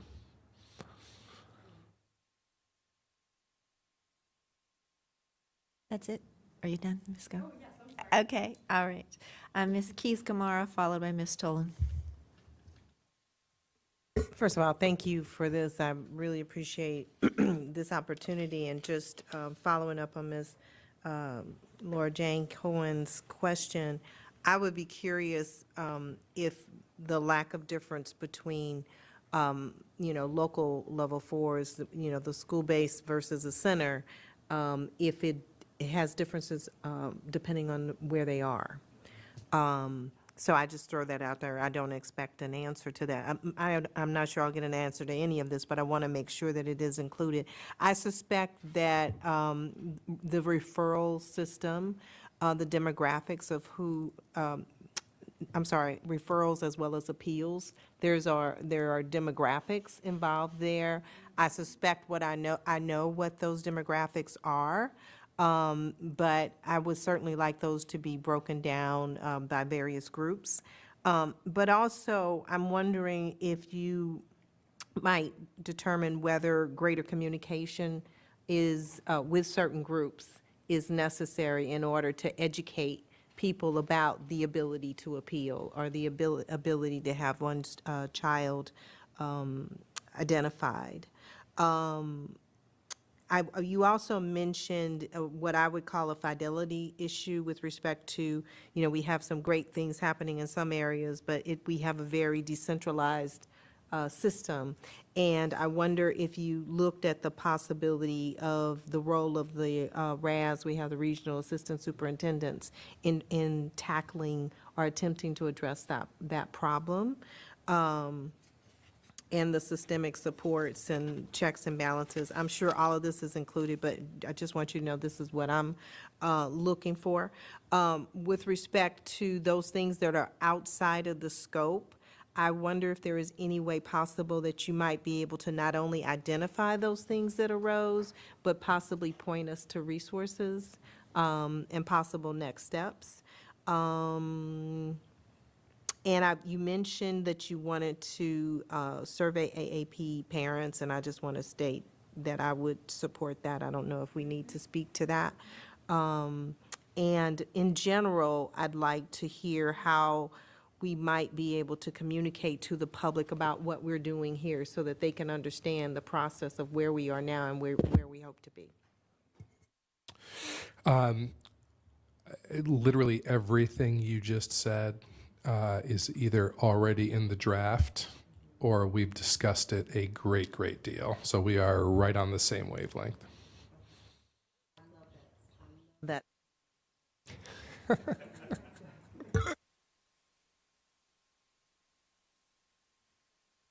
All right, Ms. Tolan, followed by Ms. Amesh.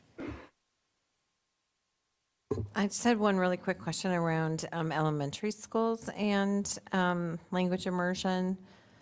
I just don't know how it works if someone's in a level 4 local and they're also in language immersion. How does that work? It works differently at different schools. Okay. To be honest, some of our schools with language immersion have really worked hard to try and provide both levels of, both programs to students, and it has extreme challenge. So we could share some models that people are trying. Sometimes they try to at least provide it in the language arts side, which is not the non-immersion side. So the language arts and social studies, they would get the level 4. So they kind of, I don't know, they kind of just try and make it work, right? To keep because the students want to stay. They've been in an immersion program since kindergarten. Other students just make the choice to exit immersion and attend a center, which is not optimal. Right. But it is very challenging. My other question is more broad. Anticipating being contacted for an interview relatively soon. There are a number of us that are new on the board. So then also in anticipation, excuse me, of your next presentation and the presentation of the report, even as a parent that has had kids go through various, advanced academic programs, language immersion, TJ, whatever, a longtime educator, I am far from an expert on advanced academics. So I would look to you, maybe if you could possibly give us an article or two or something that we could read as some additional background to prepare for, the further discussion.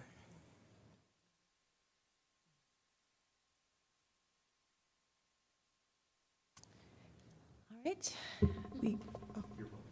We will consult with Dr. Plucker, and also we have different articles and information from the Advanced Academics Office that we will provide. I just said that we will consult with Dr. Plucker, and in addition to that, we have different articles and things from the Advanced Academics Office that we can provide the board.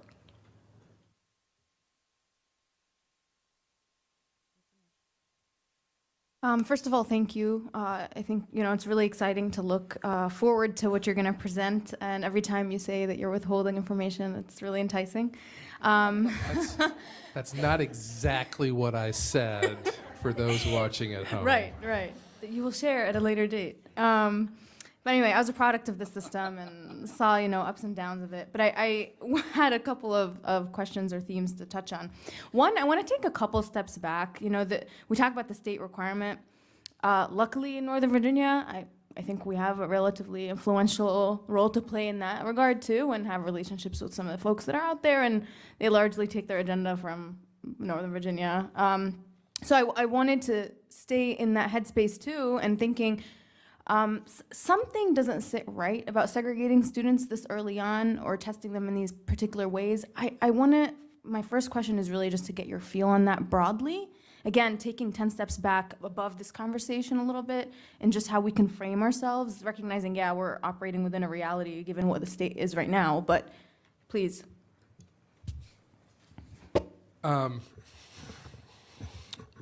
There's no easy answer to that question. It depends. It depends on a lot of the assumptions that you make. It depends on your local context. If you look internationally, there are some countries that can't believe that we don't do it younger, which I think is crazy, but it works for them. There are others that don't do it at all. The don't do it at all group, quite frankly, doesn't have very good international outcomes. They're not horrible, but they're not great. Finland would be a great example. Everyone loves talking about Finland. Unless you actually look at their data carefully, their students do okay. They do a lot better than they used to do when they were a communist dictatorship. I think that may be more the cause of their changes. So we have to be really careful about a lot of these sort of philosophical discussions. Again, this is the root of the discussion that major districts around the country are having. I think you are handling this much better than several of them are, where they've just kind of given up on it and said, it is segregation, therefore we're going to take opportunity away from everybody. Technically, they don't have a huge inequality problem in their advanced programs, right? Because they don't have advanced programs anymore. But they've blown up excellence gaps because the haves will find ways to get those services for their kids. The have-nots really need the public schools to provide those opportunities.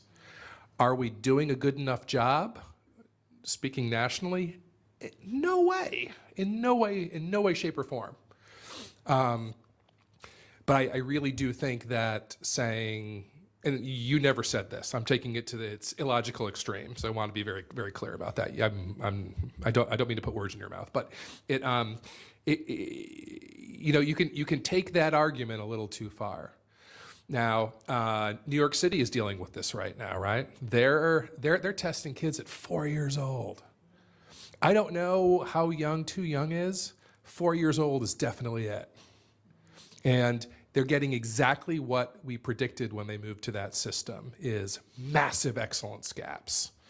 So their selective high schools have gone from being among the most diverse in the country to among the least diverse in the most diverse school district. And they're sitting there going, how did this happen? I tell you exactly why it happened. You started testing 4-year-olds, which just became a proxy for early childhood support, right? So it was 100% predictable.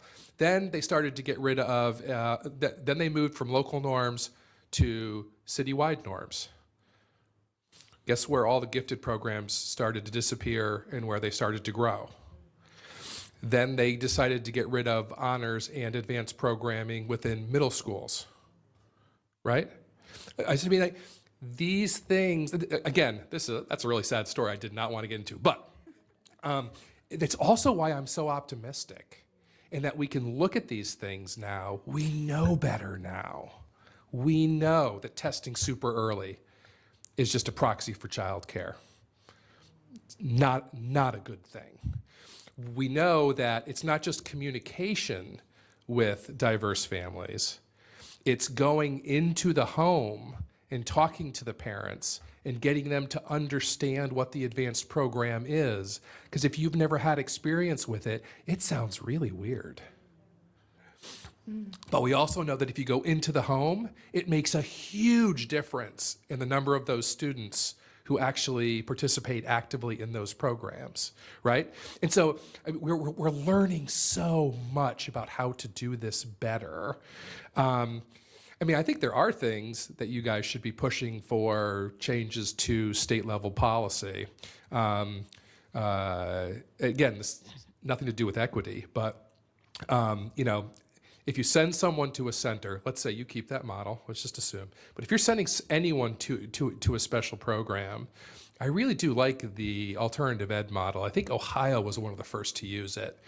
You can send kids to a special center to help them graduate from high school, but you as the principal who sent them to the next town over are still totally invested because that kid still counts as your student. So you are still talking to their parents. You are still talking to the school district social worker. Like it's still a team. You've just added a different bunch of team members. I don't see why a similar system wouldn't work. And quite frankly, when I playfully threw it out to create discussion amongst all your principals,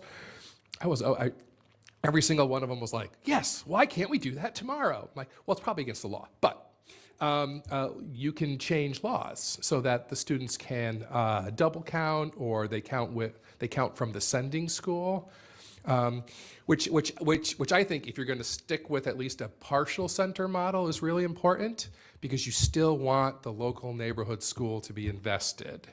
And then if they don't lose them, then everyone's invested in their success no matter where they go. So there are small things like that I think we've uncovered. Again, some deal directly with our contracted task. Others are a bit broader, and we'll find another way to get you that information. But I mean, if you're going to be a leader, lead, right? So I think that's a good attitude. Yeah, no, I really appreciate you framing that, because, I mean, let's be real. We've all heard from all sorts of constituency groups, both extremes. It's on. Yeah. Anyway, so moving on from that point, you mentioned how when you talked to principals, it was there were differences, and you could note, who was paying attention to these things and being intentional and innovative, and who maybe wasn't as much. I'm not sure if you guys are considering this in the recommendations. I would love to see even recommendations and hiring criteria related to that. How can we engage folks? I mean, recruit is a whole nother thing, but really filter for folks who have those kinds of things. Metric, or like, what are the metrics for that, right? I think that would be incredibly useful. And then in terms of groups, I'm not going to touch appeals, because you mentioned that's so extensive and how you've been thinking about it, and I have a strong interest in a lot of those pieces. But my final point would be about the outreach. You obviously have a slide full of groups. You've been doing this work for a long time.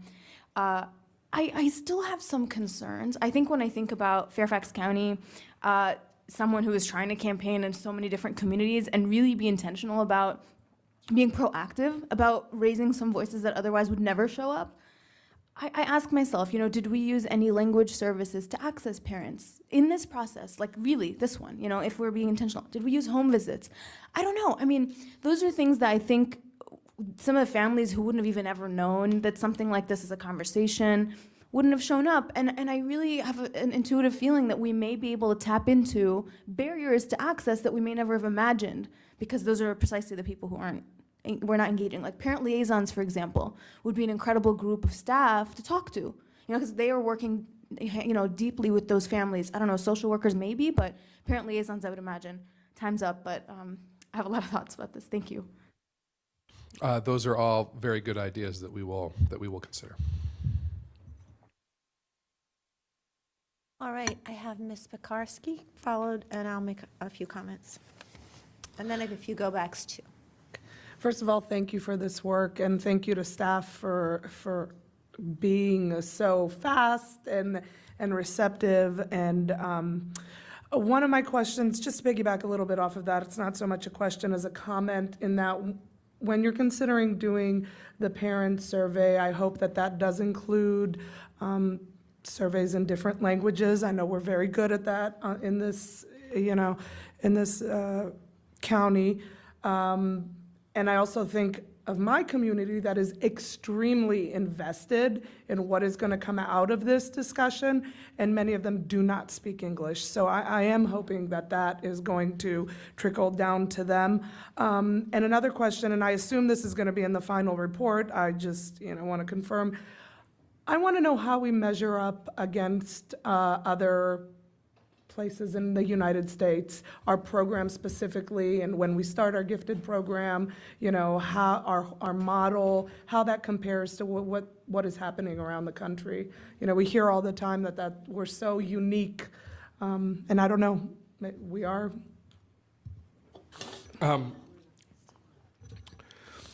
That's a bit beyond our scope in this report. But as you were talking, I could think of ways that we could add that information into the introduction at least. And we can definitely, that can be one of those things in the memo outside of the focus. I would appreciate that. I think it would be helpful to us as we discuss where we go next. Yeah. Thank you. It's a good idea. Thank you, and I'll speak briefly, and then I have Ms. McLaughlin and Ms. Sizemore-Heiser as our last two go-backs. If anybody else needs one, let me know. So thank you all. Thank you for being here at this late hour and answering all of our questions in depth. I have one question. Are your recommendations going to be have the necessary resources? Will it contain monetary or funding allocations for some of these recommendations? No, we will. We have put a lot of thought into how our recommendations can be phased in over time. We could do. It's not really a cost-benefit analysis. It's just putting a price tag on things. By the time we did that, to put some estimates on it, yeah. Dr. Ivey, I just want to remind the board that in our proposed budget, we do have a placeholder for $1 million. We are anxiously waiting for the recommendations. We will then be discussing them with the board and prioritizing, and then we will determine in our budget discussions and on how that money should be spent. Right, and I thank you for that. I am happy to see some of the, little nuggets that you've given us. They are some of the things that our Advanced Academic Resource Committee, under the direction of our staff here, have talked about. We have talked about and not funded, the advanced academic resource teachers. Last year, I and another colleague, myself and another colleague, were the two that recommended that to get into Title I. We know there's many schools, Kirsten, you could probably speak, it's still 50, it's a lot, right, that still don't have any academic resource teachers. They're the young scholars, those that implement it well, it's fabulous. There is, as you're saying, an uneven implementation. That is something we've been asking for. So I say that now, my colleagues, because we are in charge of this. We are the ones that are going to ask for this, because these inequities can be addressed by multiple groups that have said this is what we need. And you're obviously you're going to have many more extensive. I also see the other investment that didn't really come, the other talk about need to invest didn't really come through some of these reports, but the investment into professional development for principals, regional people, people who need to really understand how this type of education is helpful. And the last thing I just have a question on, and we think about it in terms of equity, and I understand what you said about local norms versus, county-wide norms, but from an equity perspective, how can, you said in the end, one center will look very, very different from another.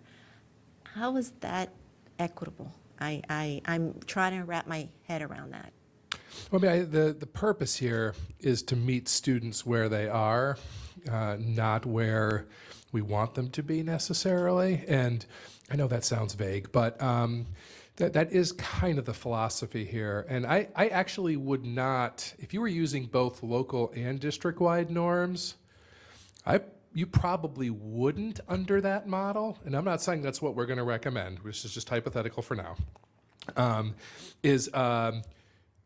you'd probably use district-wide norms for the centers. You would probably use local norms for the local school-based programming. That makes more sense. And that should look very, very different Right. within each school initially. Over time, you should see those gaps start to change we don't have a lot of studies on this, but the few we have, those students start to catch up really, really quickly. Yes, but no, I guess is what I see your question, but yeah. I look forward to that report to see how that can work. And I think that's all I have right now. Thank you very much. And so for final go-backs, Ms. McLaughlin and Ms. Sizemore-Heiser.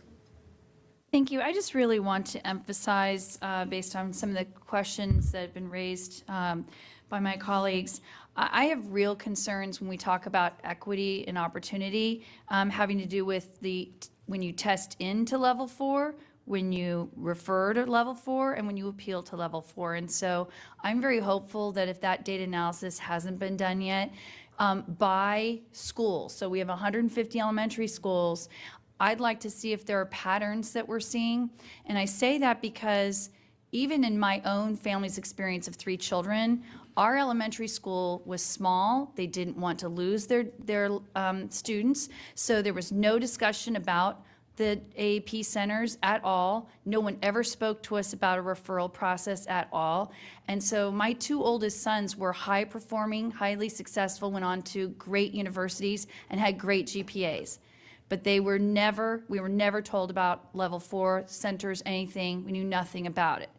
And their testing was identical to their youngest brother, who then ended up at the center. So when I take our family's experience of parents with graduate degrees, upper income, but our school culture at that elementary school, no one spoke about it. I was on a playground randomly hearing a conversation of some parents talking about their 2nd grade kids.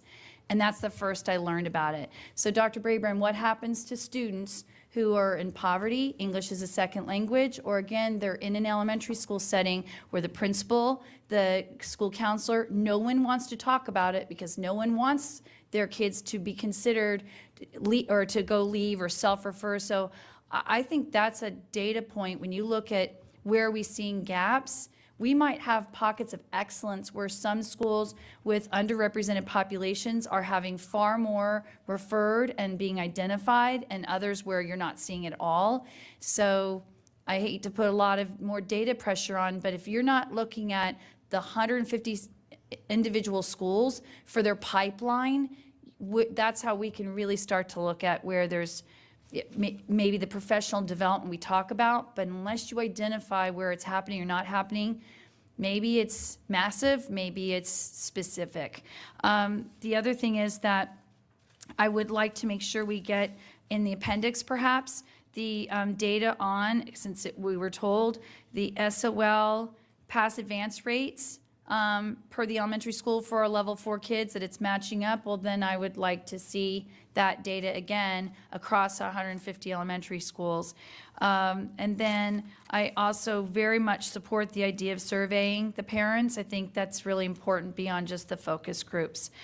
So those were my primary follow-ups. Thank you. Sorry. Ms. Sizemore-Heiser, and then Dr. Anderson. Thank you very much. I know it's late. I really appreciate all the information and the work, and I'm actually really excited about this as a AAP kid myself, and who had one child in AAP and 2 children I'd consider twice exceptional. I have a lot of personal experience and passion around this area. A couple things that I'd love to see Ms. McLaughlin touch on a couple of those, but the cultural lens. And I think it's a cultural lens both in terms of the culture of the school, but also the cultural lens in terms of the parents and referrals, and how does that lead to inequities in terms of the cultural understanding. We have a lot of recent immigrants here, and how does that, just to make sure that piece is taken into account, and I'm sure it is, but the cultural lens on it. I too would love to see breakdown in data regarding referrals geographically or by region and maybe by school culture, but I do think I'd like to see things, and I'm sure it's in there, but around teasing out the implicit bias that may exist in some of these referral processes, whether that's a school culture that leads to implicit bias or a race, gender, ability implicit bias. But I know there's studies out there that talk about implicit bias in some of these referrals, and I'd love to see more about that, and specifically as it may apply to our school. I'd also love to see information on intersectionality. Right, and again, that may be in there, but when we're looking at gaps in AAP referral and AAP access by race, ability, poverty, where's the intersectionality of race and poverty, or disability and race, or immigrant status, or English as a language learner and disability? Because I think there's a lot of good information to be teased out, especially in the intersectionality of potentially poverty. And again, you guys are the experts, you may already have this. These are just pieces that I didn't hear talked about tonight that I'd love to see.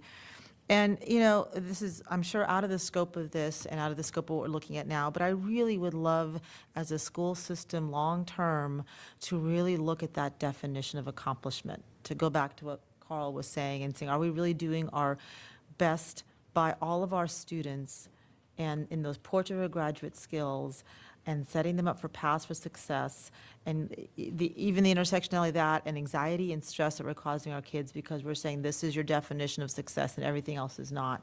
And how do we find ways to give our children a chance for enrichment in a broader area of ability than what we have seemingly defined the word accomplishment by VDOE. And that, again, is probably out of the scope of what you're doing, but I do think I'd like to, at some point, take our school system to where we uncouple a little bit the word academic and accomplishment and broaden that definition. So I just wanted to really put that out there. And I'm all about academic excellence, but I'm all about excellence in many ways. And the last thing I would like to, again, this might be beyond the scope of what you're talking about, but from a kid who was in a center, and my daughter's in college, there was a lot of us versus them I saw in some of our centers. You're a center kid versus you're a community kid. And I think that leads to a move away from some of the portrait of graduate skills we're trying to teach our kids on inclusivity and diversity and working with diverse groups. So just something to think about as we're looking at our program is that how do we make sure that whatever we do, we have a school community.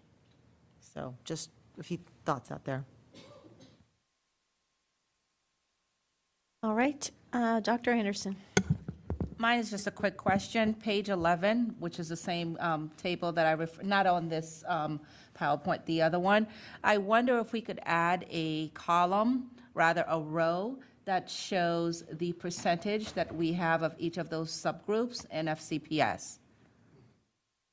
That will help with some comparative analysis in terms of how much do we have in the district and how much is represented in each of these levels. Thank you.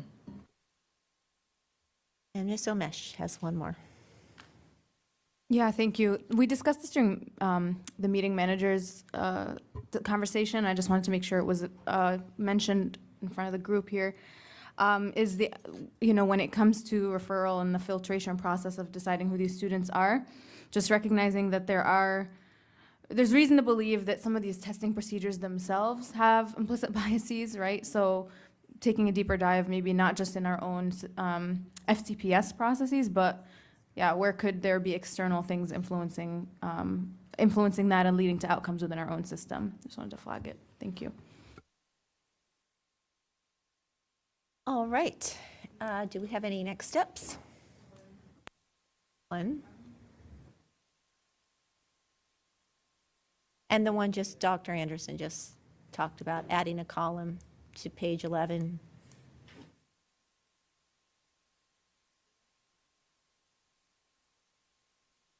To see the total population of each of the subgroups, the total FCPS population in each of those subgroups. So just as a reminder, the data on that chart was the percent of the students within that subgroup, right? So it Right, wasn't. she's just asking for that, like, say up top, it's whites represent 25% of the system, Okay. African American 10%. All right. Go ahead. You have. Is there a possibility to add data on intersectionality in terms of, I know the strategic, and they may not be, but the strategic report from last December that you presented had some of that data in terms of student success, but that was again on SOL pass rates. There was, in the appendix, there was intersectionality data on SOL pass rates. I didn't know if there was data that we've taken on cross sections of, again, poverty and race in terms of AAP referrals. As far as their participation in Participation, AAP, yeah. and we can certainly take a look and see what's available.